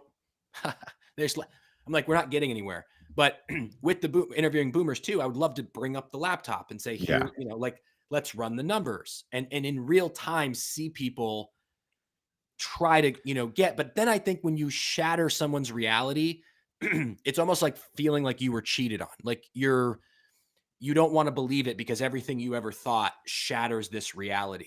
And I think it's very painful for people to admit need that. Yeah, I would say, I think we need that. And one, that would probably true. be the experience in the moment. But I think the better trickle-down effect would be the fact that someone who relates to that can send that to their grandma and then also have the conversation underneath that, how they know it needs to be had. Yes. Yeah. Right? Because I know what my grandpa knows and what he doesn't know and what triggers he has. So I can send it to him and be like, do you remember when we talked about this? Like, this is kind of exactly what I was talking about, right? So I think that would be very helpful too. And especially if the intent isn't to own or gotcha, Yes. I think there's space for that. Because I feel uncomfortable, even politically, when I disagree with somebody. I don't like to see somebody bombarded on the street and look like a fool. No. Because that's the intention. If my intention was to go out, I know this is going to be uncomfortable, but my intention's pure. Not to make this person look silly because I did the research, but to help educate them and allow people to see it in real time. Maybe I wouldn't come off as an asshole. No, that's I'd have to do it in a really, really kind way. And then maybe that would be the leadership example that I'm looking for where, totally. that's what we need to see in politics. That's what we need to see. Like, why do we have to make people feel stupid? And that's not how you get someone on your side. No. If I own a boomer, that boomer's never gonna Yeah. believe, you have to bring them in. Totally. Yeah. Yeah, I think you and Keith would actually both be really good at that. And Keith has a channel that he'll be running at some point where he'll be doing some sort similar things to that. And I think that stuff's needed because, like, I hate how street interviews have become that, where it's like purely like gotcha. Like, how do I make this person say something dumb so I can dunk on them so it benefits me? And also, as the consumers, though, people need to stop rewarding that behavior, because like a lot of this is also kind of on us because we send it, we share it, we save it. And so then you're creating a feedback loop where this is incentivized behavior. So if you think it's shit, why are you rewarding it? I agree. But I think the only way to beat it is that the person doing it right has to become the most Has to popular. win. Like you Totally. said, with the celebrity, like who's going to do the company Yeah. that's charitable. Like the winner has to win big for it Totally to agree. change. Because if not, it's just cheap Tot- dopamine. That's a really good point, Freddie. There's got to be a blueprint for people to follow, because a lot, like with the Inside the Manosphere documentary, the guy asked them, he's like, why could you not do good things to become rich and famous? And the guy basically said that that's not how it works. And it, Okay. more or less, right? So because they know that this is a blueprint. If I do this, basically on the internet right now, the more mean you are, the faster route you have to getting attention, Yeah. which is a horrible precedent. Oh yeah. Yeah. And the reality is the shelf life of it, right, is so low. So you shoot Yes. up, right, and then eventually everyone's like, wait, this guy really sucks. This guy really sucks. And then This he's guy done. really sucks. But he makes enough money, he doesn't care. Yeah, true. If they're smart enough, they'll be able to keep it, right? Yeah. But, otherwise, The longevity is kind of the winning problem. formula. 100%. Can you stick around for a while? But what were you going to do, Keith? What were you thinking of doing? Street interviews? yeah, I mean, I've done a little bit of it around my city. I did some stuff around Bitcoin, and it's funny because the intention was to find some entertaining moments for sure, because I knew it'd be entertaining. I've spent a lot of time thinking about Bitcoin. I know there's a small corner of the internet that also does, but it was also to personally see, like, where are we at? Like where are we at with this whole Bitcoin? Do people know that it exists? Like, do they invest in it? What do they think across the different demographics? What does that kind of look like? And I definitely got some good information from that. And it also was so much fun, right? Because it's just people, and people are interesting, and they also have their own strong opinions about things that they may or may not have heard anything about. So it's always it's always fun to do stuff like that. How'd you go about it? Do you go up to people with the camera rolling, or do you go, hey, do you want to do the interview? Like, how'd you find that works best? Ben started to teach me that, like, maybe there's a way to be more intentional about just getting the natural moments. But I would stop and I would ask people, and that's also fun in its own way. You start to I've been in customer service a lot. You said you've been a server before. Like, it's fun to kind of like see how people might react to you, how they might perceive you. And so it was always just like a game of also picking people that I saw that I was like, oh, I'm going to get something interesting from this. But like, they have a personality, you know what I mean? Yeah. But yeah, it was, it's going to be so different depending on where you are, you know? That's true. Yeah, that'd be really cool, man. Yeah, there's something that we can all do. I just love that we're all getting to meet each other, and if we just keep putting our heads together, and we can start introducing. Do you guys know Zach Faust? Yeah. Yeah, he's been on the show before. Yeah. Yeah. So again, we're all in this same circle, and there's so many things we can probably do together, and even meet up somewhere. Totally. And For just sure. film some content, and I think that'd be really cool. No, I think when I was doing this, I went to a couple of universities near me and ran into some guys that were like super popular doing the same kind of a thing. And I was like, oh snap, that's crazy. But yeah, there's so many of us out here that are doing this stuff, and plenty of opportunity. I like that. Freddie. Let's definitely make something happen. 100%. So specific questions to the current financial situation. If someone's debating between like renting or buying with the housing market, I'd love, because you look into the housing market quite a bit. How do you feel about what's coming in that space? Now, not financial advice, because we can never predict what's going to happen. I just feel it's going to be way more localized. So there's going to be certain areas in America that will continue to be multiple offers. It's going to be prices going up, business as usual. And I think there's going to be markets that are going to take a hit that might lose 5%. So if you are financially comfortable and you can afford the monthly payment, you've gone over what the maintenance might be, you completely can afford it. You're not going to be house poor, you can afford it, and you're going to buy it. Make sure that you're buying it with the intention of holding it for at least 10 to 15 years. Doesn't mean you have to live in it. You could rent it out if you're planning on making more money and go to another house. But in today's market, I would not recommend moving to a new city going, I think I like it here. Let me just buy a house and then bail in 2-3 years. You're probably going to lose money on the house. So if you're going to buy, make sure you can comfortably afford it and that you're going to hold on to it to give the market enough time for it to be worth the effort. Because you, in most places, can rent for cheaper right now. Mm-hmm. Yeah, that's what I've been seeing as well. So that's great advice there. So we talk a lot about crypto on this show. So I'd love to hear your thoughts on Bitcoin and crypto. It is probably my least researched topic. Got it. So I owned a Bitcoin and a half back in the day. Nice. Sold it at the wrong time. So it's just a fun story to share, but I don't own anything right now. So I've never got into the crypto market after that, but I'm watching it and but unfortunately have nothing to add with crypto. It's my least researched. Totally fair. What was it that made you get into it in the first place? Around when was all that happening? A friend went to dinner and said, this thing's going to be big. It was 2,500 a coin at the time. And I was like, oh, okay, let me buy one. And then ended up buying another half and it went up a little bit. And then it ended up crashing at some point. And I was like, this thing's probably just going to crash. Let me just sell my Bitcoin and a half. And I pulled like $7 or $8 grand out, whatever that price was at the time, and never looked back. And then I've watched it hit like 100K. And I'm like, oh shit. And my buddy was like, why didn't you just hold it, dude? Why would you ever sell it?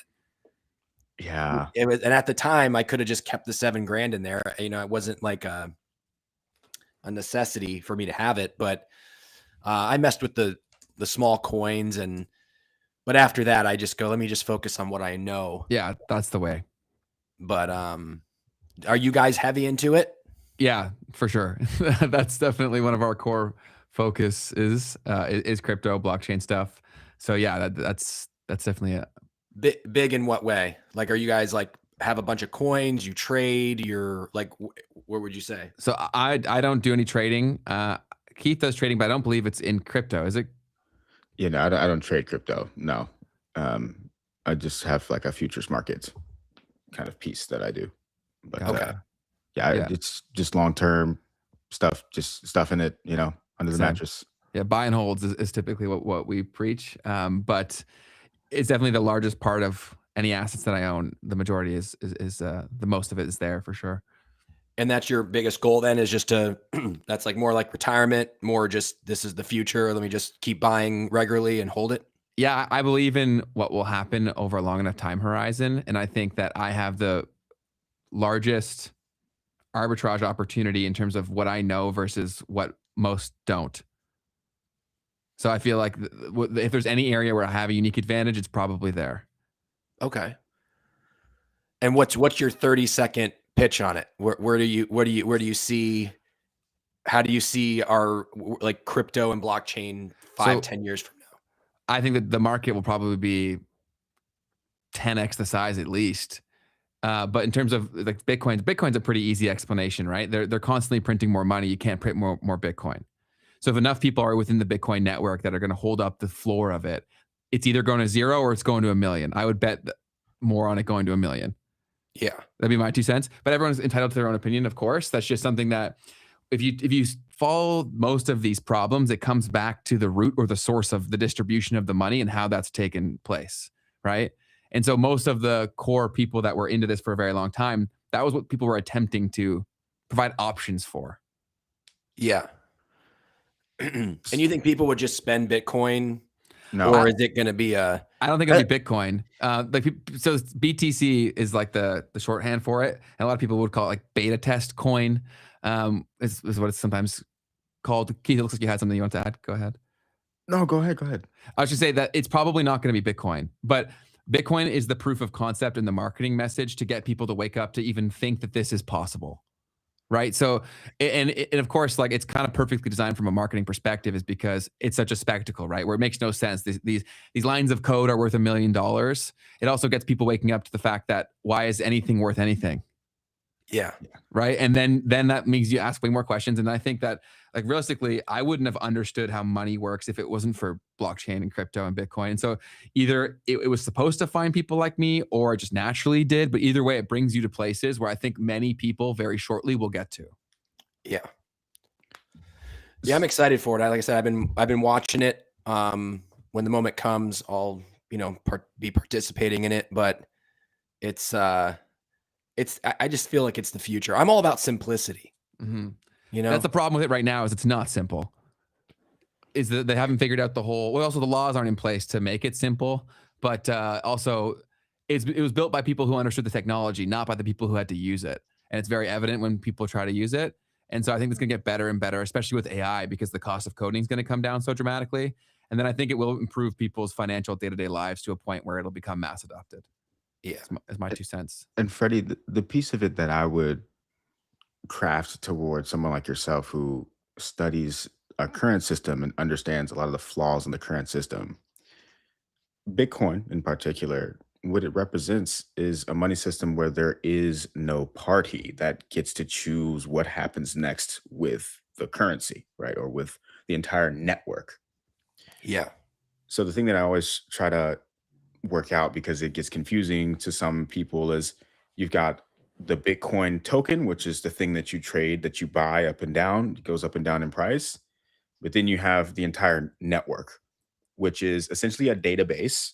But it also, because of this token, is a monetary database where no one, once again, has control over the records or kind of how many of these Bitcoin things can be created and whatnot. And because of that, there's also a permissionless nature to it, which means that no one can also dictate how you use it. So both on an individual level and even from a sovereign nation level, potentially, and a sovereign actor, there's value in having an entire monetary system that no one can stop you from using. yeah, So there's the value of the network, which the value of the Bitcoin currency thing tries to basically track. But those are the two kind of things that I like to try to illustrate, because people think of the Bitcoin thing as like, oh, I'm just going to buy Bitcoin because it's technology and it's the future. But it's because you have a system that no one can stop, and that allows you to have, for instance, a savings vehicle or a way to even send money to another country, right? Without having anyone to be able to stop that, or without it being exorbitant in the fees that you're going to have to pay to do it. Yeah. So that's another piece of kind of like the value of something like Bitcoin. And this token, once again, represents the access and the ability to use that network. That's what I love about it is the blockchain itself. I feel my voice is pretty much gone right now. You're good. It's crazy. Well, everyone here. Sorry, go ahead, Freddie. Oh, no. I was just gonna say the blockchain, I think is the everyone gets caught on Bitcoin, but I think blockchain is the real interesting aspect of that. Yeah, it'll definitely be interesting to see how it all develops, and there's definitely a reason why more and more higher powers are getting more and more involved. That's not a coincidence. But so this is Freddie's channel here. Everyone go show him some love. It's linked in the description box down below. And then also his book is coming out very soon, so you can go and pre-order that. I've also linked that in the description as well. And what's the name of the book again? Generation Fucked. There you go. Nice positive title. How Millennials and Gen Zs were robbed of the American dream and how we can fix our futures. Amazing. Awesome. Well, Freddie, we appreciate you jumping on with us. It was a ton of fun. And I know your voice is just getting back, so we appreciate you giving some of that to us. And yeah, thank you so much, man. It was a ton of fun. You guys are awesome. Thank you so much for the convo. And let's be in touch and let's collab and do some more stuff. 100%. Absolutely, man. Love it, man. Thanks. Have a wonderful day, Freddie. Appreciate you, man. Take care. Cheers. Yep. Bye-bye. Cool chat. How we feeling? Fantastic. That was the smoothest exit we've had in a while. Yeah. We're getting better at these exits. How we doing, chat? How we doing? Chat.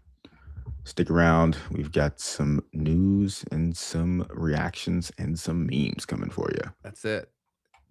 Guys, do you have anything that you want to chop it up on before we jump into the second half? Smooth exit. Oh yeah, smooth exit. Cool. Then you want to jump into it, Keith? Let's do it. Let's do it. So first piece here is that we had an interesting announcement from Sora.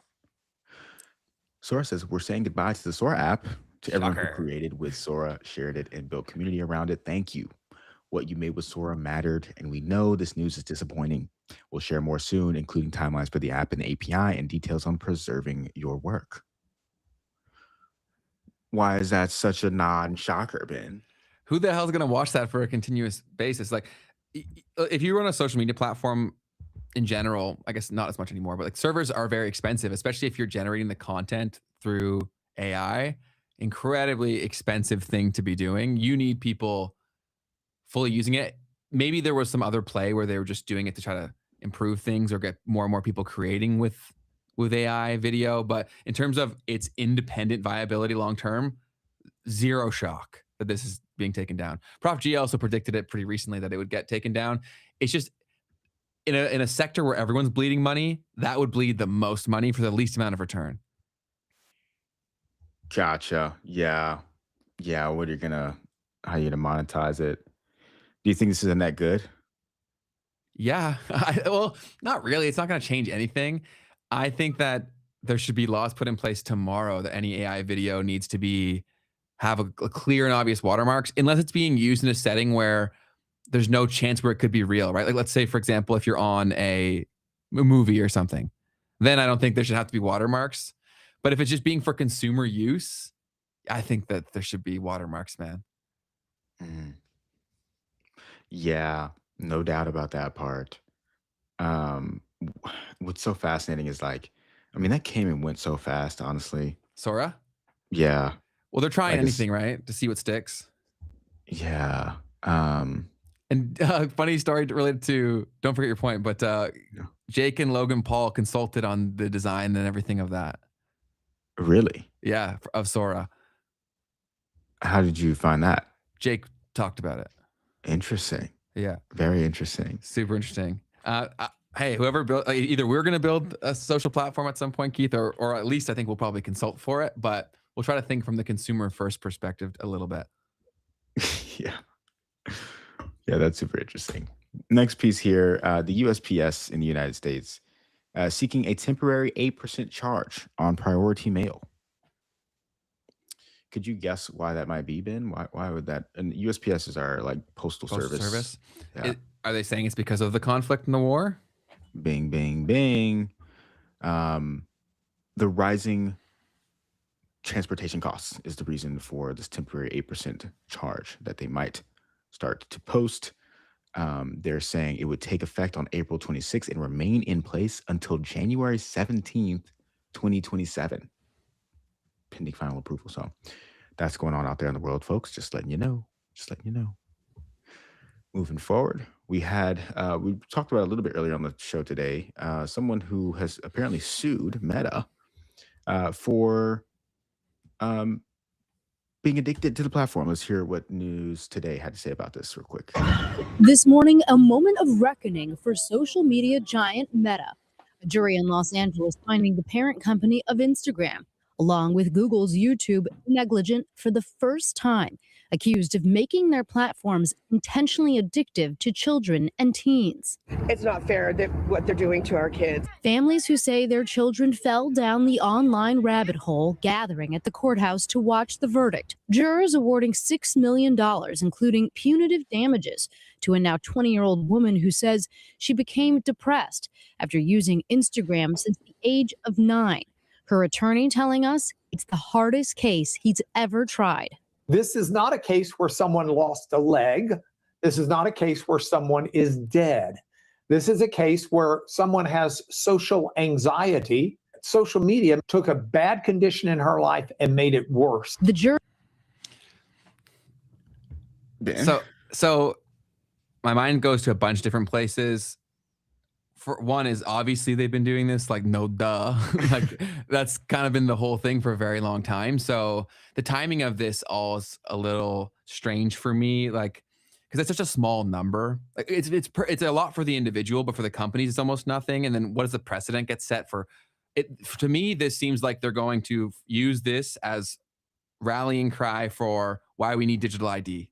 Because if the only way we can stop the kids from going on a super addictive platform is if you get behind digital ID. This is a very small price to pay for a great marketing message that will push everyone into digital ID. Wow. That's what I think.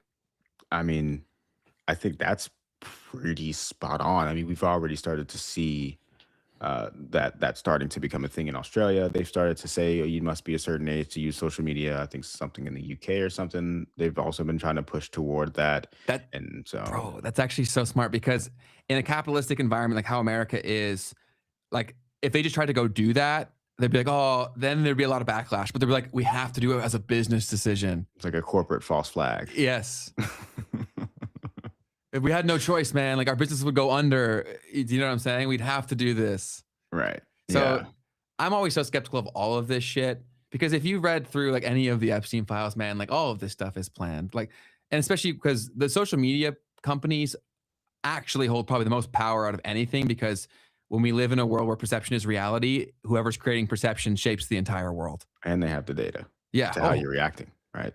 Exactly. And they're able to pull insane amounts of data based on your behavior and make connections where, yeah. So digital ID will probably be pitched here pretty soon. Someone was bringing up in the chat not too long ago how like they're saying, don't use Discord. And I was seeing this a few months ago that they're very close to requiring you to verify your age to use Discord. And I'm like, oof. And there's so many businesses that are built on Discord, right? So you kind of, a lot of people are going to be forced into doing that. It was very big in the crypto world, so which is kind of ironic. Right?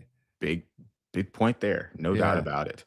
Reddit also, I don't think this was in our news, but Reddit just said themselves. So it's kind of crazy, Ben. You're actually like right on the money as this issue is becoming a real thing, that this court case does serve to justify that. So let me go ahead and share this on this, because I actually didn't have this in the news, but Reddit introduces new age and human verification measures as of today.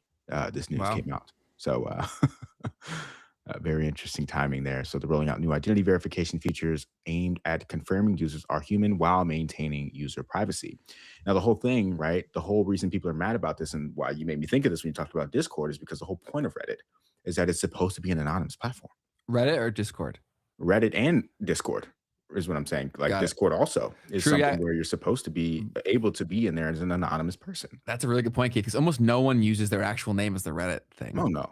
It's purely like some random shit. Yeah, and it's like, it's not like one of those like, deep hacker forums where they're like really trying to stay anonymous, but still like people are It changes the whole dynamic. Yeah, of course, you would not do most of the stuff that's on there if you knew that your name was going to be attached to it at some point. Even if it's good stuff, like constructive and helping people. But I'm seeing a lot of good discourse in the chat that we should definitely try to talk about. Someone said, "What if I don't want a digital ID?" It'll be optional probably at first for most things. What's up? I mean, it's already not like there's already so many things where you have to scan your face, for instance, to get in, bro. Yeah. Like for your brokers, all the finance stuff, like you have to scan your face to get in, not just send a picture of your ID. Yeah. And then Glovester said, or Glovester, whatever, said, what's wrong with digital ID? And so I don't think it's independently that it's a problem. I think it's what it likely leads to that is the bigger problem, in my opinion. But I'd love to hear Keith's thoughts. No, I mean, 100% it's not inherently a bad thing. It's just what are the incentives around what we're going to do with that information once we have it. And what does that give them the ability to do? Right. Yeah. Right? Yeah. Exactly. Because, I mean, it's already there. And someone said in the chat also, like, they already have everything but your name on a lot of these platforms, right? Because you can connect all these different for sure. points. They know. Yeah. So it's definitely there to some degree. But once you've really got everyone in, it's not great. Because even if we're saying that they know who you are, there's also levels of inconvenience in which someone will pursue something, right? Mm-hmm. Where if it's so easy, they're far more likely to do shit. Do you know what I'm saying? Like if I can click a button and now that's not me having to go file a court, do all this stuff, like I can do it quick. Yeah, and any technical and or financial barriers to certain information is at least a good thing. Mm. If you have to get approval, for instance, if it's a government, if I have to get approval from Congress to have budget, you know what I'm saying, to go and buy this information, which is how it works today in the US. Yeah. I learned this when Anthropic came out against the Department of Defense. They were like, yo, by the way, this commercially available information paper came out in 2022, and the government isn't allowed to they aren't allowed to harvest your data internally, but they can go out and buy it, and they do. That's crazy. Yeah, it's wild, bro. It's Wow. wild. And that just came out in 2022, and I had no idea until Dario exposed that. Yeah. And there's so much of that stuff that goes on. And another good comment here says it could solve botting issues, maybe. I'm sure they'll tell you it will, and it probably will. But were the bots there to make this eventual reality? You know what I'm saying? Yeah. Because like, why didn't they solve this earlier? Like, as someone who builds software products, like, would it be a logistical problem for YouTube to solve this? Sure. They've shown very little effort. I've been making videos on their platform for nearly a decade. It's been a problem since I started. It's only gotten worse, and I've seen almost no changes that have like been materially different. And there's so many different things that you could try. You could try so many things, man. And they always say they do, but like, not with how much money and resources they have, they've not actually tried. And YouTube is 100% on this train of people that are doing this. I forgot, I saw them float this a while ago. They're going to be building in their own age restriction thing where you have to so they're, as of August 2025, YouTube to begin testing a new AI powered age verification system in the US, and basically they were trying to make you verify. That's probably also why they're showing us all the Epstein shit now, man. It's like the mass trauma ritual. Do you know what I'm saying? So that like everyone's like, this stuff is so bad. They're connecting the horrible experiences they have to this, where I don't think anyone's going to have a good opinion on social media besides maybe creators. I think people will like jump for this.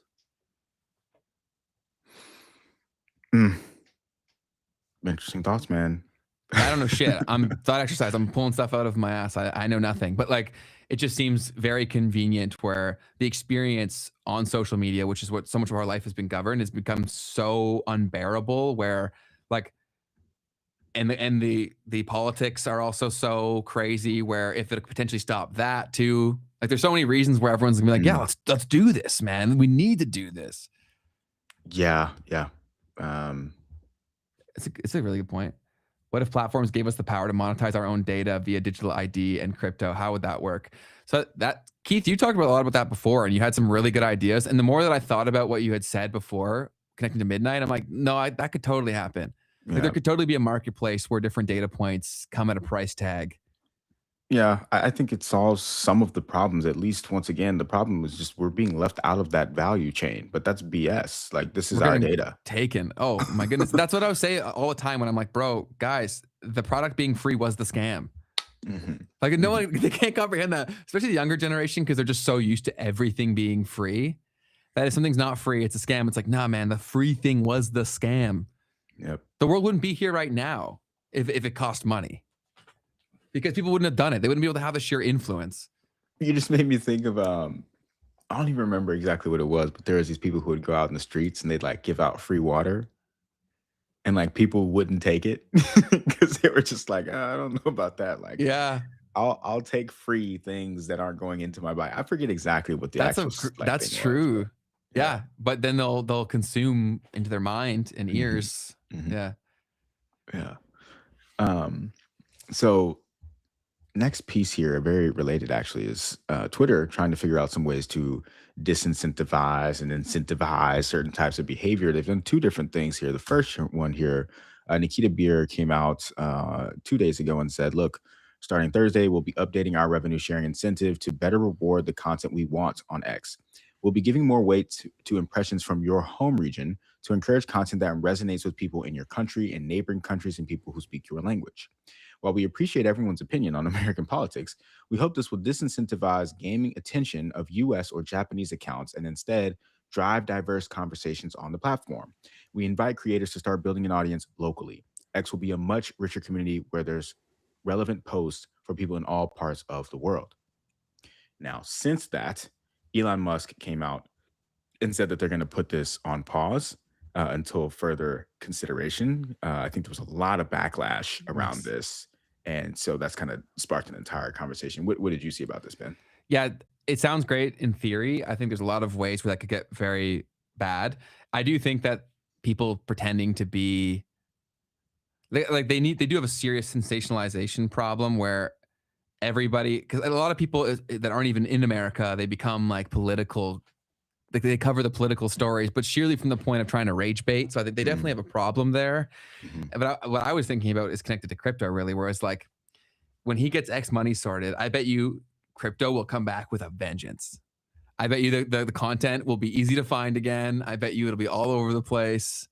And you'll have plausible deniability because you'll be like, oh, well, everyone's just talking about it now because X money's a thing now. So I think this stuff can move very quickly, but sorry, looks like you had a point. No.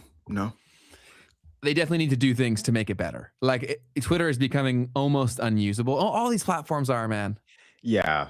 Like right now, for instance, the thing that I'm getting a little bit frustrated with is, so there is a little bit of a problem with like in certain countries around the oil situation where people are panic buying, right? But what I'm seeing over and over again is people posting the same clips and like acting like the situation is getting worse when they're just posting the same clips. You know what I'm saying? And they're not really like basically, if the situation were really as bad as they keep on trying to say it is, then we'd see different clips, right? We'd see in other parts, different cities that there's actual issues, but it's like, okay, there's this one gas station in Australia Yeah, where people got weren't it. able to get gas. You know what I So mean? that becomes like the whole story. Yeah, and I'm like, okay, but come on. But anyways, so there was one other piece to that one that helped to kind of illustrate why that could be problematic. So this lady, Deborah, said that she's in France, but 43% of her audience is American. I know many of us are in the same situation. To reach a wider audience, all my posts are in English, the international language. Those who cause trouble may be punished, but with this change, which will significantly reduce our earnings, you're also penalizing a number of accounts that use international language without any ill intent. That and like I'm like, well, if I'm in a different country, I don't know, home country, I guess maybe is another piece of it. But I'm like, if I'm in a different country, you're just gonna start like I start making different money, even though I'm reaching the same people doing the same things. You know what I mean? So Oh, totally. um There's so many ways where it could go not well, for sure. yep. And then they also did something else, which I haven't actually experimented with, but I'm seeing that Twitter has just rolled out or started testing a highly anticipated feature allowing for regional blocking of posts. Okay, so you can actually block people based upon their regions. Um, Also, a very interesting thing, right? Who can reply based upon the region? Also, this is super like broad as well, like just the whole region, just Africa, like just Southeast Asia.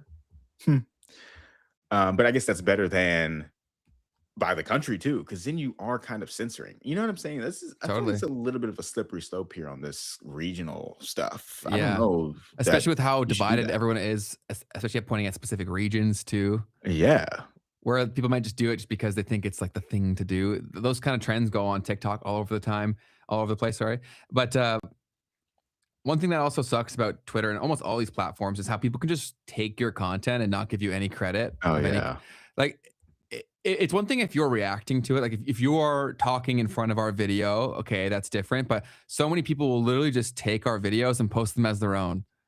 yeah. It's actually I've started to get really upset about that. Not even for our stuff, but because I'm like, okay, but I want to know who made like this was really good. I want to find their content. Like you just haven't done anything to give these people any credit. And I mean, it's just dumb. Like you're not doing yourself a service by doing that. Like just show us where it came from. Now you become a curator of the people. You know what I'm saying? Especially when it's so easy to do so. It's Like, so easy. You just tag them. Where'd you get the content from? I know. Like just link it. Yeah, no, link it when possible or say it where possible. Do you know what I'm saying? Like it's pretty easy to do, I feel. But yeah, there's definitely a lot of problems with these social platforms, and they don't really have an excuse not to improve these things anymore because if they're telling us that AI can take every job, why can't they use AI with their existing development team to solve these problems? Because there's always the excuse of like, oh, we have to prioritize other things, right? How do you solve that excuse now? No idea. No idea. No idea. Does your mugs come with your with biscuits? I don't understand. Some crumpets. Moving forward, we got some crypto news today. Hit me with it. Coinbase and Fannie Mae are bringing crypto-backed mortgages to homebuyers. So the crypto exchange is working with financial technology firm Better to Fannie Mae to build Fannie Mae approved mortgaged loans. And so borrowers can pledge Bitcoin or USDC as collateral to fund their down payment, allowing them to keep their assets intact and avoid a taxable event by spending them. The Coinbase Better mortgage is structured as a conforming loan backed by Fannie Mae, meaning it carries the same protections and standards as traditional mortgages. Coinbase said the crypto-backed mortgages aimed at regular homebuyers are as American as apple pie. Funny piece there. Brian Armstrong has very much so gone very like America. Yeah. I guess since this new administration, to be fair. He's very like, just pro-America out of, it wasn't always like that. That's all I would say. Yeah, I think that's definitely the timing, like the moment is something they're trying to capture. And do you think that they'll get what they want in terms of the ability to issue yield on stable coins? There was something that came out about that this week. Dude, I don't know. Like, I really think that's I get why this is taking time because it's a really big problem. It will, lead to deposit flight. Like, I don't know on what time frame, but like, it does make sense that I would hold my money in stable coins rather than at a local bank, No, definitely. I get it. Yeah, but yeah, I haven't actually seen the actual details on any of the developments there. But yep. So another piece just in, as we've been sitting here talking, I believe something that President Trump said. I don't know what he said, guys. So give him grace, or give me grace in case he says something crazy. They said to show. It's something about President Trump revealing the very big present, which he said Iran gifted to us on March 24th. Show you the fact that we're real and solid, and we're there. We're going to let you have 8 boats of oil, 8 boats, 8 big boats of oil. This was 2 days ago. And they'll sail up tomorrow. That was 3 days ago. And I didn't think much about it. And then I watched the news, and they said, a very good anchor, actually, happened to be Fox. But I watched it, and he said, something's unusual happening. There are 8 boats that are going right up the middle of the Hormuz Strait. 8 big tankers are going loaded up with oil right through. And I said, well, I guess they were right, and they were real. And I think they were Pakistani flagged. Yes. And I said, well, I guess we're dealing with the right people. And actually, they then apologized for something they said, and they said, we're going to send 2 more boats. And it ended up being 10 boats. All right. I hope I haven't screwed up your negotiations, but I thought it was appropriate to say, because I did taunt you the other day by saying they're going to give us a present. What an interesting way to say that, a present. Yeah, he's I don't know what that's fully about there. I guess there's some flow coming through the strait. Also love that he said it happened to be Fox News. Like, whoa. Moving forward, Ben, I got some things that I got to get your reaction to. There's this guy who's been going super famous over the past, I guess, year or two on the internet. And he's been a huge supporter of the MAGA movement. And speaking of President Trump, this guy is basically reacting to how he feels about it all now. This guy's name is Nick Fuentes. Okay. So let's hear what he had to say about the MAGA movement at the current moment. 9:30. Why Obama sympathizer? He lies like Trump. Also kill all minorities. I'm liking Obama now. I miss Obama. I miss the adults in the room. Get this orange clown out of Abused here. sphincter nuthole sent $20. The names are crazy. Yeah, I mean, obviously his audience is off the rails. But I guess the other piece of that was what someone actually had said as a response to that. This guy said, Nick Fuentes says he misses Obama. Oh no, sorry, backing up. Alex Cole said, "You know it's bad for MAGA when the neo-Nazis misses the black guy." That's yeah. I get where he's coming from in terms of like how crazy things have gotten, but I don't know. I wouldn't. I know, like, as much as he's come out and said like he hates Trump, I wouldn't be surprised to see that flip back. He's a MAGA flipper. We've got a MAGA flipper going on.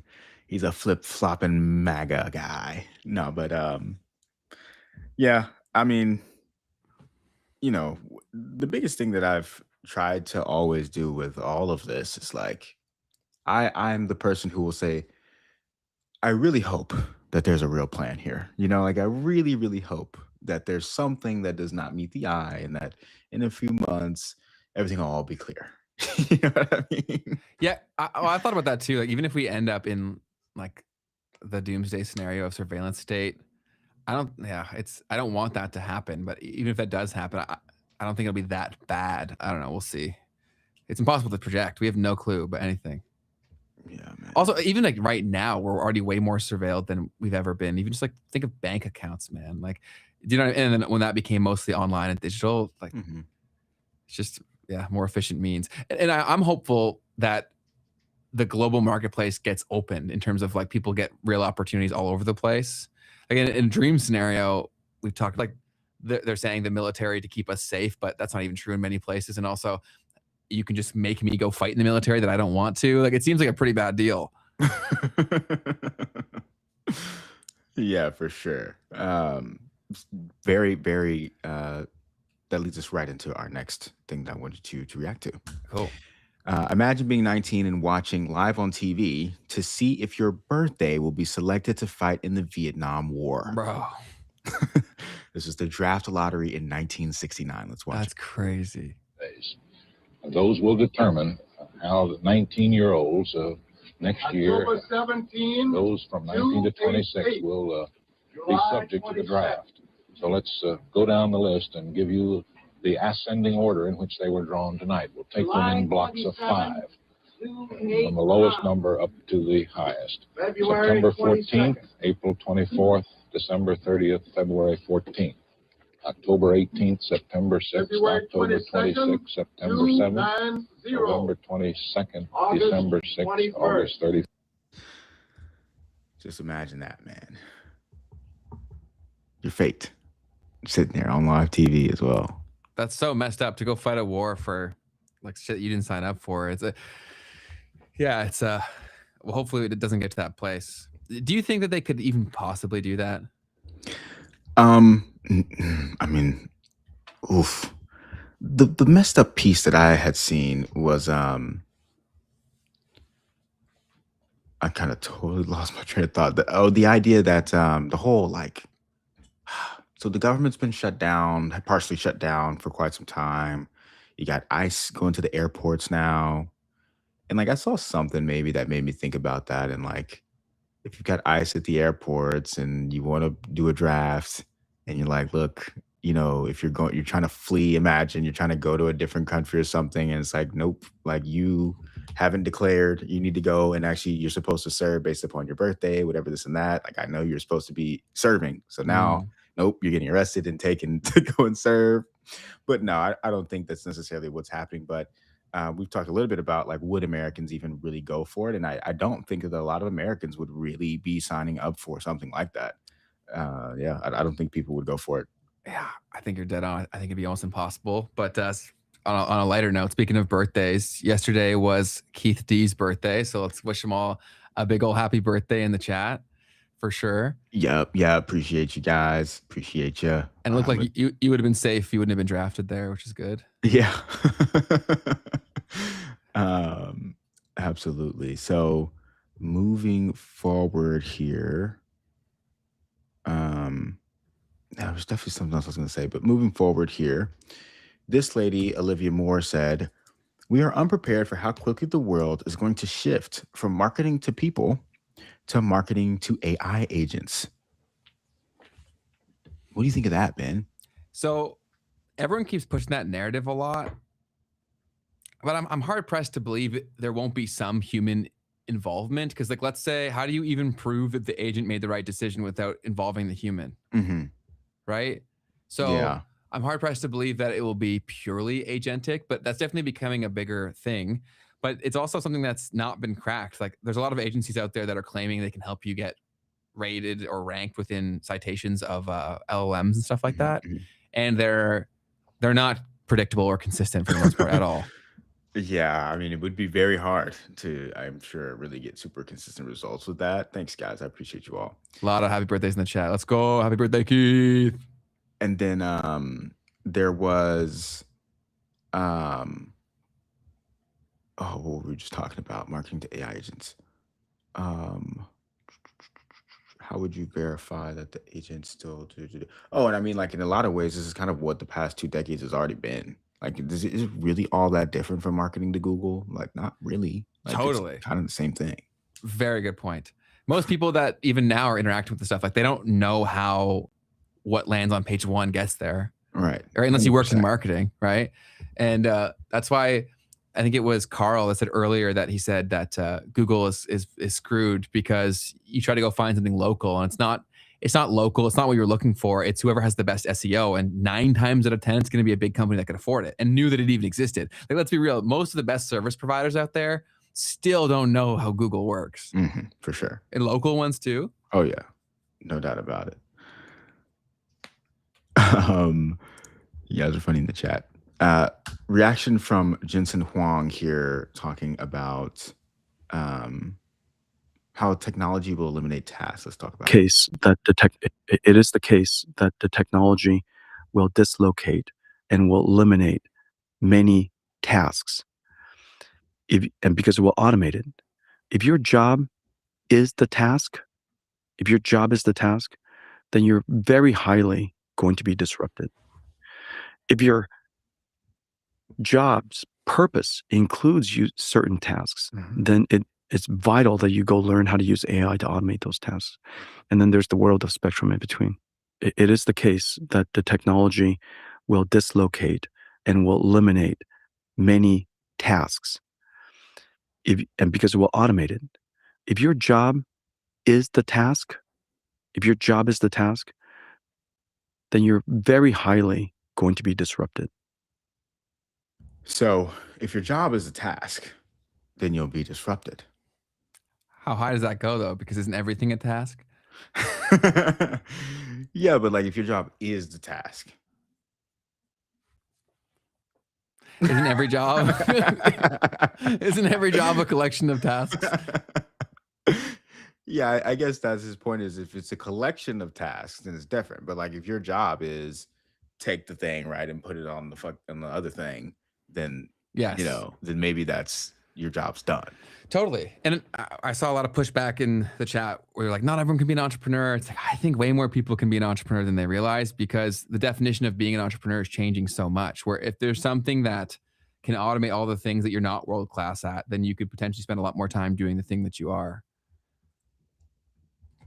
Yeah, and I also love your thing. You're always like, well, just work with one.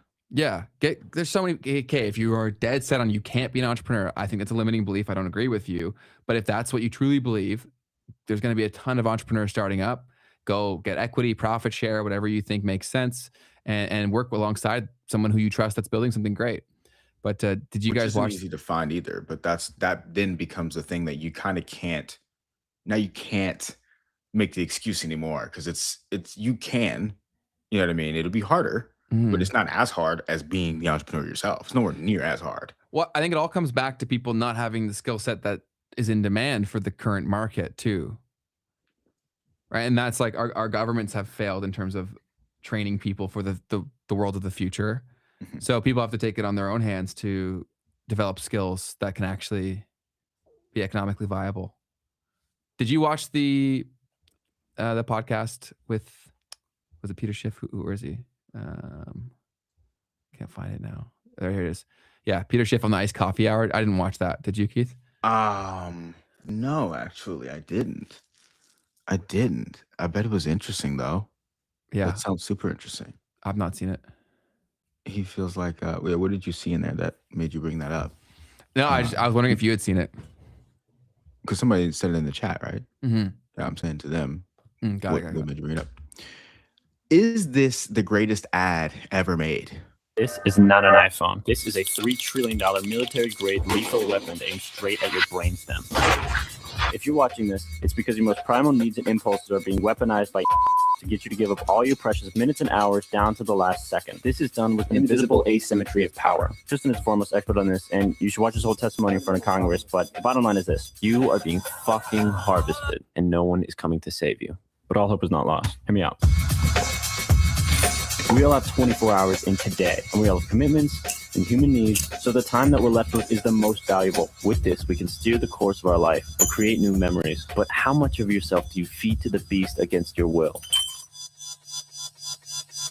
You could take full control of your life at any moment, but you have to fight for it. Now get the fuck off of Instagram. It's a really well-made video. Yeah. It couldn't possibly be the best ad ever because I have no idea what it's for. But I guess unless that was just the message alone, right? Then sure, I guess you can win. Yeah, I'm not sure. Are they promoting an app or something? Yeah, I don't know. But I wanted to share that because I thought it was pretty well done. Yeah, great point. It's a compelling piece of media, but if I don't even know what the advertisement was for, then can that be the best ad ever? So moving forward, we've had Meek Mill going on a tirade on X. Have you seen any of this, Ben? No. Do you know who Meek Mill is? Is he? Yeah, he's a performer, right?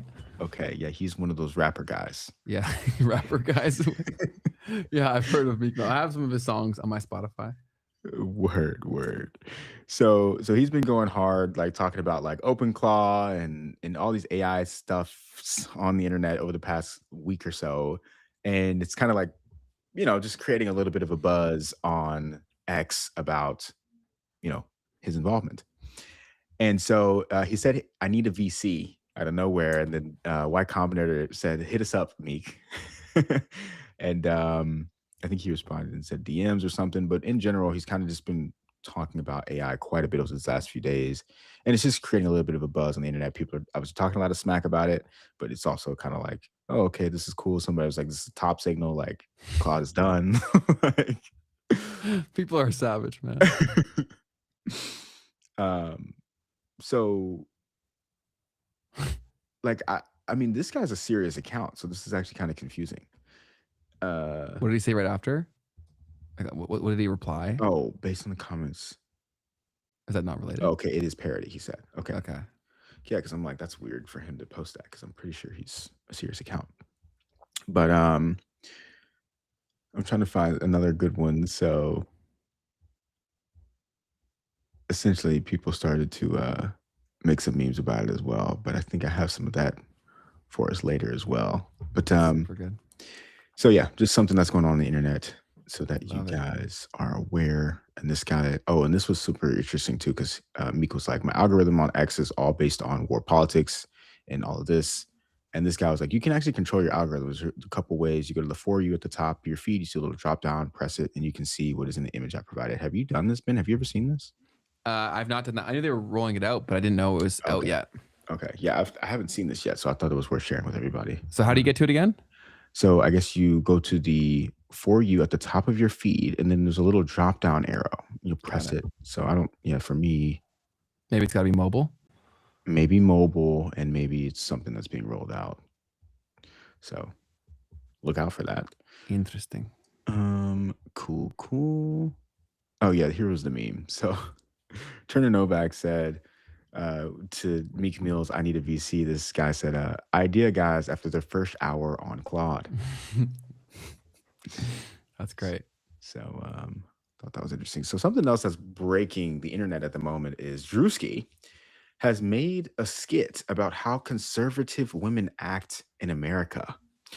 Now, this is super controversial. As you can see, 68 million views, 739,000 likes. I'll play a little bit of it so you guys can kind of get a little bit of an idea of what's going on here. But this has caused a lot of controversy.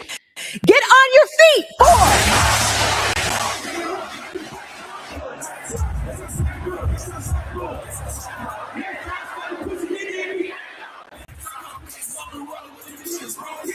Is whiteface chill? Right. Yeah, see, that's a crazy thing to do too.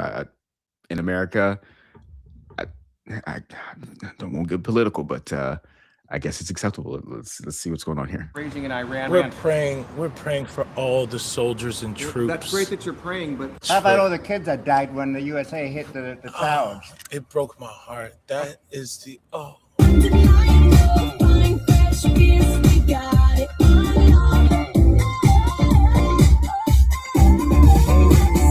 So I won't play the whole thing, but essentially, you know, does this remind you of anyone in particular that he might be potentially pointing at?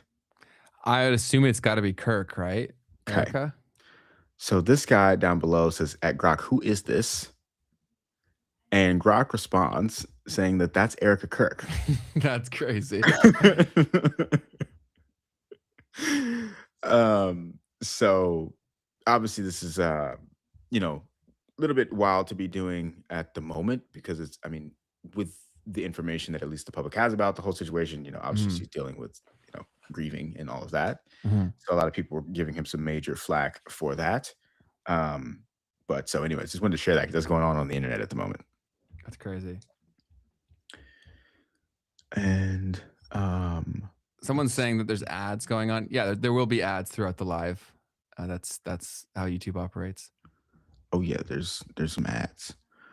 Another thing to react to here was this piece here. Sleep supportive family or a non-sleep supportive family. Like I come from a sleep supportive family where if I sleep until noon, I'll text my mom and she'll be like, sounds like you really needed it. But I know for a fact that there's families out there that would be like, get your up and work. Or if like you slept until 10 a.m. on a Saturday, if you were at home, it'd be like a big problem. Sleep supportive family. Never heard this term before, but I am so much better off now that I have it. I think it's fantastic. I did not grow up in a sleep supportive family. Neither did I. No shot. I fantasized about it. Which I wonder what that's like. Sleeping until 10 and your mom's like, you must have needed it. Yeah. What? Saturday, all my brothers slept in a room together. My dad would come up and start playing the drum set in the room at 7 a.m. Wake up. Dude. Nope. Get up. Sleep supportive is so good, bro. Sleep oppressive? Ooh, we were oppressed. We were oppressed. You come from a sleep. That's awesome. Ben, did you grow up in a sleep supportive family? I absolutely did not. How about you? Nah, man, not at the beginning, man. I remember my dad would come in and flicker the lights in the room. Wow. To wake me up. And I would get dad. so mad, dude. I would be like, are you serious? Like honestly, that cannot be good for your like parasympathetic system. You know what I'm saying? Yeah, my dad would do stuff like that, or he'd wait till I got downstairs and then like ask me what time it was. I'm like, you know what time it is, man. That's pretty dang funny, man.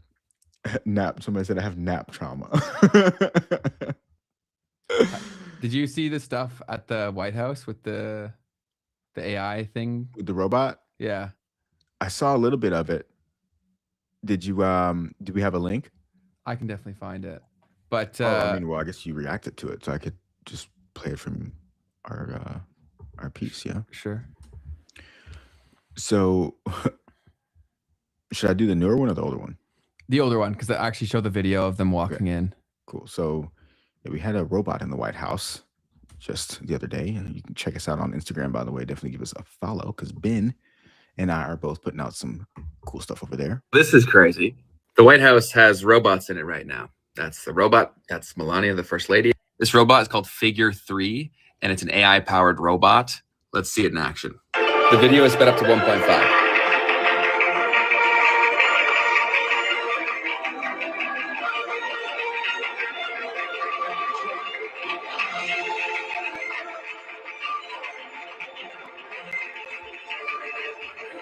I'm super curious as to like what they thought the public would react to this. I guess I just don't care. And then here's a speech from the robot.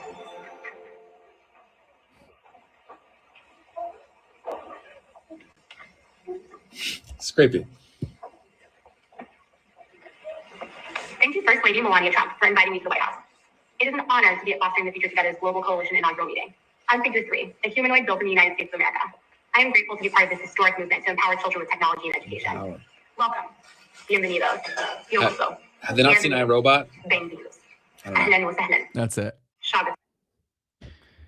Super weird. Yeah, I mean, I also think it's weird timing too. Like, why now? Everyone's freaking about losing their job, and then you're flexing that this thing's coming in. And then she also said that it's like the future of education. Like, it's hard to argue. Like, it'll definitely play a role. I wouldn't want to fully trust an AI to educate my child, but I'm sure it should definitely play a role. I don't know why you need a physical robot either for that. No, but sure.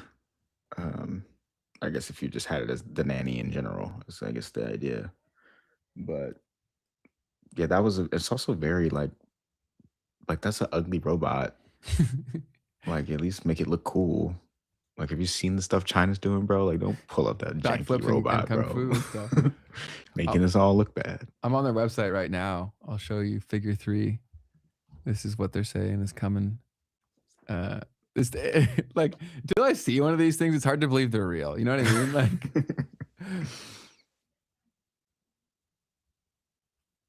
this is the world we're living in, where understands your home like you do. Is that marketing material or horrifying? Like,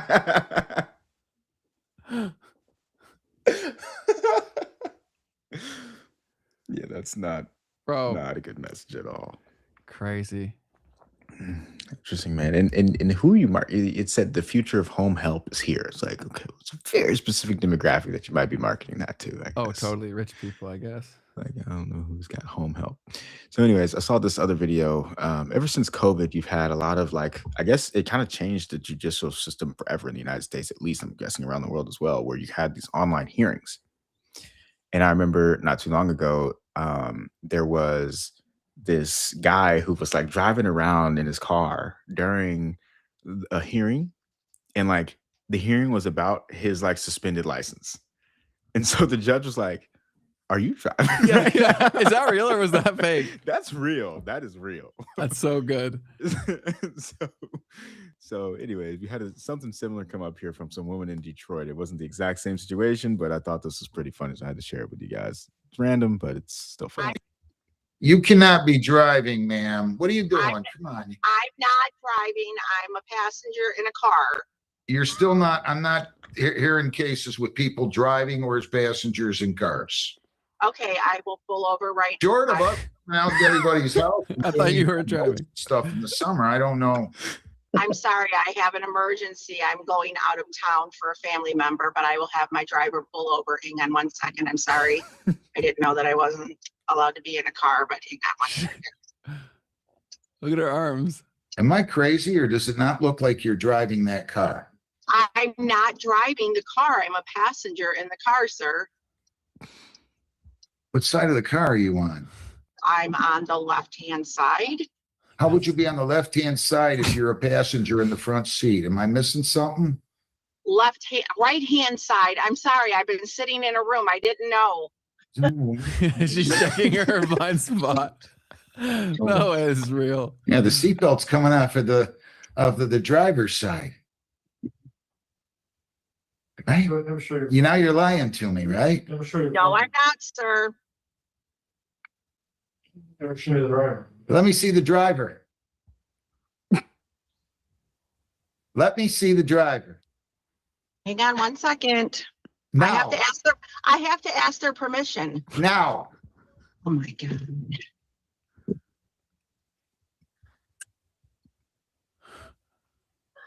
Oh, you're not in the you weren't in the driver's side. Do you think I'm that stupid? I'm going to go ahead and enter a default, Judge. Anyways, I just thought that was kind of funny.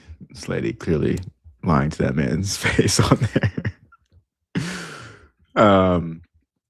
Moving forward, we have some proper memes going on. There's two things going on. Iran has been producing AI videos that have been going semi-viral about the whole situation with the conflict in Iran. I'm not playing one of those in particular, but I'm playing something that was tangential, where I think some other people, independent people, put together an AI video about this war, and it's interesting both in the terms of how they've basically put like famous actors in certain roles, which I thought was actually kind of genius in a way. So that seeing that that's something that can be done is super interesting, and then also just the fact that this is even being done in this way, and it's also kind of funny. So let's watch it real quick. I'm sure some of you have seen it. Sir, they're about to go nuclear. How long do we have? They're 2 weeks away. How 2 weeks away are they? Even more 2 weeks away than they were 5 years ago. My God! That's dangerous levels of 2 weeks away. I know. Son, if anything happens to me, continue my work. We're only 2 weeks away. I will continue, inshallah. Now I'll go to where no one can find me. My office on the 3rd floor, right by that really big window. Vengeance! Sir, if we attack, they will close the Strait of Hormuz. They don't have the balls to close the Strait of Hormuz. They just closed the Strait of Hormuz. And oil is now over $100 a barrel.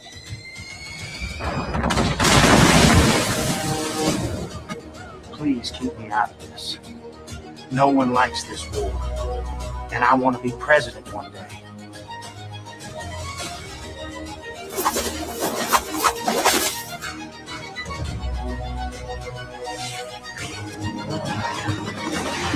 So that's pretty much the concept. Any reaction to that, Ben? No, I'm sure there'll be more and more of that as people learn how to use these tools to do something like that. But yeah, crazy that it's based on a true story, unfortunately. Yeah, man. So that one was wild. It's been making a lot of waves over the internet. So I wanted to make sure you guys were aware. Another piece here, this guy says, "This is my quant." So for anyone who's not familiar with that joke, essentially, you have a joke where people say, a quant is a quantitative trader, essentially a quantitative developer who, at like some of the largest banks in the world and like the biggest market makers, a quant is someone who develops programs that trade on behalf of the firm, right? So Citadel, Jane Street, whatever, those are what quants are, these people that develop algorithms that trade. And so there's always these jokes that are like somebody saying something incredibly like wild and out there. And it's like, oh, this guy is my quant who's like making my financial, it's like, this guy's my financial advisor, almost like, but modern day version of that. So anyways, this guy said, "This is my quant." So let's hear it. All right, guys, it's day 14 of day trading. Let's get it. So I learned a new strategy. It's called Bollinger Bands with RSI. So let me explain, right? So I think we actually might have a setup. When it goes below, let's see. So the line, that very bottom line is at like 24. I don't know what the 24 number means. I don't know what it means. It just means market is going to shift up, I think. Also, it has one of the wicks has to close below the lower Bollinger Band, I think. Pretty sure. So He's hedging his bets. Let's see what happens. So we put our take profit at that high and the stop loss at that low. So this should be a pretty good setup. It's kind of just consolidating right now. I don't really know what's happening, but it is going up. Oh, we are about to hit take profit. We're so close. This is an immaculate trade setup. Immaculate. This is fucking immaculate. Stop edging me. Yes, we hit take profit. That strategy was OP. I'm going to keep using this one. That's crazy. Crazy. He's even got the trader terminology down. It's crazy. But state of the world, man. You got to be trading at 12, 11. You got to get to it, kids. This guy, Gabriel Haynes, popular kind of comedy crypto creator. He's talking about applying for your crypto mortgage. I'm interested in getting a new property. What's your monthly income? Zero. Okay. I got over $1 million in crypto. All right, we can work with that. Is it in Bitcoin, Ethereum? Yeah, I got ticker Bitcoin. Harry Potter, Obama, Sonic, Panini. Harry Potter, banana, what? I mean large caps. I got 500K in fart coin. We can't accept fart coin as collateral, sir. Okay, I've got 500K in Zcash. We could work with that. Can I see the evidence? I'm sorry, it's private. It's shielded, cool. Okay, can you just get the fuck out of here? Just get the fuck out of here. Just. I'm interested in getting. That's funny. I thought it was pretty good, very timely. Honestly, like, yeah, how did he put that out so fast? Yeah, I don't even understand how he could have done that so fast, but I guess maybe he already had it in the works. So Jason Calacanis, everyone, who is a co-host of All In podcast, as well as This Week in Startups, has been talking a ton about this project called TAO, BitTensor, all over Twitter and whatnot. I'm assuming that he's getting paid at this point. He's shilling it pretty hard. He's shilling it extremely hard. He's saying Tau over Bitcoin. This was 4 days ago. He said he's made a small bet on it. He'd like to place a bet. He likes to place a bet in order to learn, which is a highly variable strategy. His Tau bet is less than 1% of his book. I invest in startups that most often go to zero. Do your own research. No crying in the casino. He's also verbally kind of shilled this thing. We've seen over the past couple of weeks. And so anyway, so one of our other favorites here on the show, Clemente, did a little bit of a meme about this. So let's hear what he had to say. Dude, what are you looking at? This is the average BitTensor TAO holder.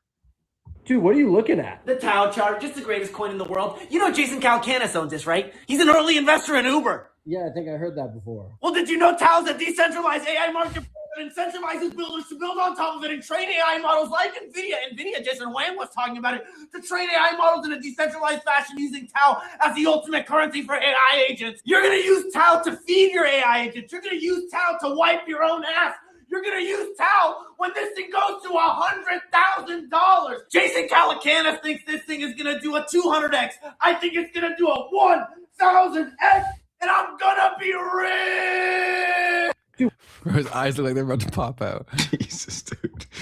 Yeah, man, that's a lot of strain he's putting on his eyeballs in these skits. But anyway, so yeah, I thought that was worth sharing, man. We've had some requests for us to do a deep dive on the project. Maybe at some point we will do that. But yeah, it's been discussed a lot because of the AI piece and people's inability to really get much exposure to AI. This is a way where it's like there was a big narrative like a year or two ago that like this cycle's big push would be AI tokens. Yes. And so Tau was definitely one of the biggest ones. Heard. This guy here points out, what would it be like if your friend was obviously AI? Cards night with the other males. I can't wait to get started. Let me know if you need anything else from me to make this night more fun. Yeah, just act normal, dude. All right, guys. I'll start acting more normal. Is it a wink? Is that supposed to be a wink? I can't tell if he's got the flush. Probably do. Actually, the statistical probability of him having the flush is under 9%. So you're probably safe. Yo, stop. What are you? Okay. So I'm in then. I should go in? Exactly. I think I'll be going in too. Oh, hell No, yeah. this is unfair. This is stupid. Sven, if you analyze Ryan's face, you can tell he has a bad hand by that bitchy little wince he does. Wait, are you analyzing our faces this whole time? That's how you play poker. Do you not like the game? Well, yeah, no, but Fuck that's this, insane. dude. I That's such fold an this advantage. thing. Fold. Just like how I folded your mother over the kitchen counter last night. That's not funny. No, let me see your cards, dude. Fuck. Oh, hey, stop. No, stop. No, take it. Ah, dude, stop. What is wrong with you? My strength is vast. Sorry, I'm late, guys. I was buying beverages. Dude, what the fuck is happening? Ben, how is your It's card great game to going? see you, It Matt. looks like You I'm should sorry. sit down. You should play. I won't. It's okay. Sorry. I'll let I'm you talking finish. over. No, You guys are talking at the same Maybe time. you don't. Maybe speak. There's no conversation happening. There's What no the conversation. fuck? Those guys are good. They do a lot of skits. Word. Yeah, I haven't even seen any of those, but that was really good. I think someone took their content, but Those guys do a lot of skits on TikTok and Instagram. They're really funny. That's word up, man. So another piece that I thought that was pretty good, but I'll give you a preface to the actual joke. So apparently there's a startup, I think this is pretty old, I think I've seen this before, that allows you to order sunlight from space to your exact location. So real quick. Bring anything on a truck, you just hit a button and you can get some light from space. And it's not very expensive. It's a couple $1,000s an hour and that's about it. And you can use it for as long as you want. Each one of these little satellites is reflecting sunlight to a customer around the world. And I'm going to share a little bit more about who those customers are and how you can get this sunlight. You want to make it as easy as possible for people. So you can imagine using an app and bringing sunlight over to your exact location, wherever you are, in under 30 seconds at the touch of a button. All we have to do is rotate satellites and reflect the sunlight that's passing by us in space. So I actually saw that right after, not too long after I saw this meme, and I was like, okay, that's perfect, because like that's actually something that someone's selling. But let me show you guys the joke that I saw first. So this is Billionaire's first time being in nature. Imagine if this was all servers. Imagine if you had glasses that could make this even brighter. Google Glass, turn this all blue. That would be incredible. Grass fired a thought. There should be a new kind of money that only I can have. I saw lotus flower for the first time, and the first thing I thought of was, what if there was a subscription-based service that allowed poor people to rent this experience? Imagine an app where you can digitally spread your grandmother's ashes in this spot.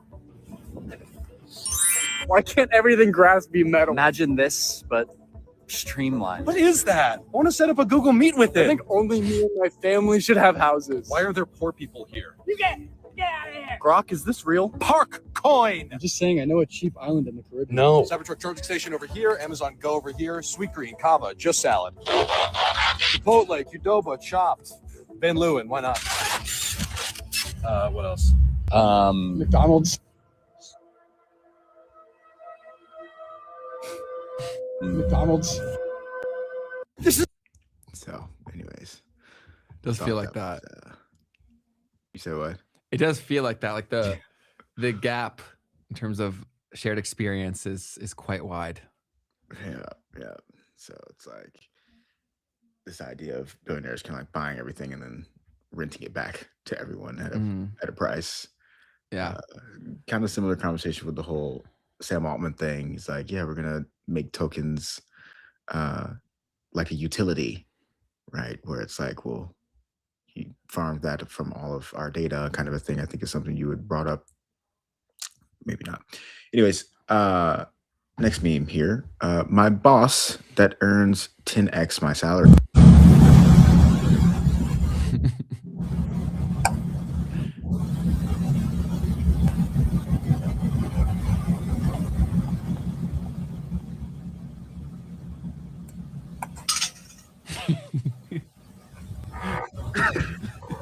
Linda. That's so good. We've talked about that a lot, where there's just such a gap in terms of the skills in the marketplace. It's been that way for a long time. Like I know, like, in marketing, I knew a bunch of people that worked in marketing, and like I knew their peers, and I'm like, man, you guys have no clue what's coming. It's also because they can't really come in and say, oh, it's going like this, because if they're wrong, there's a high risk there. So this naturally happens all the time, but as the rate of pace continues to increase for tech changes, this should get more and more dramatic. No facts, man. But that's my memes for the day. Unreal. Everyone in the chat, make sure to wish Keith a happy belated birthday. And you know what to do, people. You know what to do. You got it ready, or do you want to pull it up? Which one for the next? Well, first. We got to talk about Yes. the previous episode. Yes. Someone gave us a correction. He was very nice about it. Let me see if I can find his comment. Bro, he needs to calm down, man. Where is he? Okay. Yeah. He's like, read the game. Get your shit straight. Neil Strauss wrote the book. Mystery is just a character in it. And then right after he said it like that, I'm like, this must have had a pretty big impact on his life. So I said, yep. I'm like, my bad. That got it wrong. You're right. We talked for hours. We're going to screw up. He's like, fair. Just keeping it 100. I have met Neil. Yeah, okay. I figured it was pretty close. And used to be part of that whole group, Mixed Bag. So cool. That's super cool. Thanks for sharing your experience. But we're going to screw things up, guys. Like, calm down. it ain't that serious. Yeah. Like, I would love to follow these people around for like 3 hours straight when they talk and then be like, ha, you're wrong. I guarantee I could. No doubt, man. No doubt. Got some love from Oculux HD. Said, love to work, boys. Don't stop. Appreciate you big time. Thank you. Max G Design said, I really love how you both listen each other out and get into the nuance of complex topics. So refreshing compared to a political deflect or staunch position. Yeah, man, we're just chatting. We try. We definitely cut each other off. I'm worse with this. I cut them off sometimes. I don't mean to. There's a slight delay when it's online, which doesn't help. I'm sure I would do a little bit in person too, but it's definitely easier to do online. No, I think it's part of what we are trying to accomplish, man. You know, get your thoughts in. I didn't see this part about the minimalist phone. It was when you said that you could block the apps. But in general, I've so far not even opened my TikTok without going directly to it to create something. Oh, okay. It's when you said that you have an app that could block the apps from you using it. Yeah, it's a little bit of foreshadowing there. We've got something coming down. Pretty close. I'd say probably 3 or 4 weeks away. Yeah, man. Please don't start clip farming. Also, don't. Yeah, 100%. We'll definitely leverage reacting to stuff as a way to do that without being too. Oh, okay. He said don't start clip farming. Word. Yeah, I think that's pretty much it. Matthew said, "Missed y'all. Been AWOL for a week. Well, welcome back. Appreciate you coming through." And then, yeah, someone did request that deep dive on BitTensor. I show unusual behavior. Appreciate you guys always for leaving the comments and chatting with us. I'm having a little semi-viral moment. On Twitter? Yeah, on our Twitter, or on our Instagram rather. It's not viral, but 100 something K. Yeah, we got follow us on Instagram. We already brought it up a little bit earlier. Put out a little clip about the situation with the Iran war. Let's go. 135 on that. It's amazing. For me, guys, it's my first ever. You'll get some form rant. You'll get used to that. You'll get that pretty consistently. That's funny. So there's that, and then yeah, I guess like always, what I like to do is I will go to Google first, and I'll type in memes and markets, and then when I go to Google, I scroll down and I look at this thing. There's this platform called Spotify. Wow. And on it, when you click on that link, there's this thing that you can do on the Memes and Markets podcast that helps it so much. It helps it so dearly.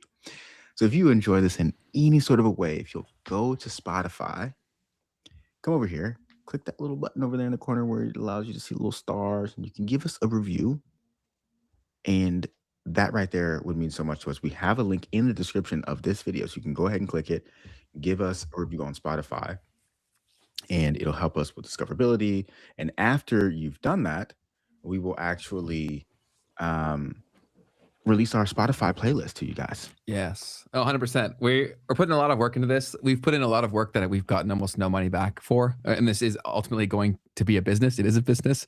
And so a way that you can help our business grow for free is just by simply leaving us a 5-star rating on Spotify. It helps a ton.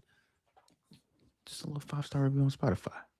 Doesn't take too much of your time. If it doesn't allow you to do it at first, then you'll just need to play one of these videos for just, honestly, it's not that long, a few more seconds, and then you'll be able to leave us a 5-star review.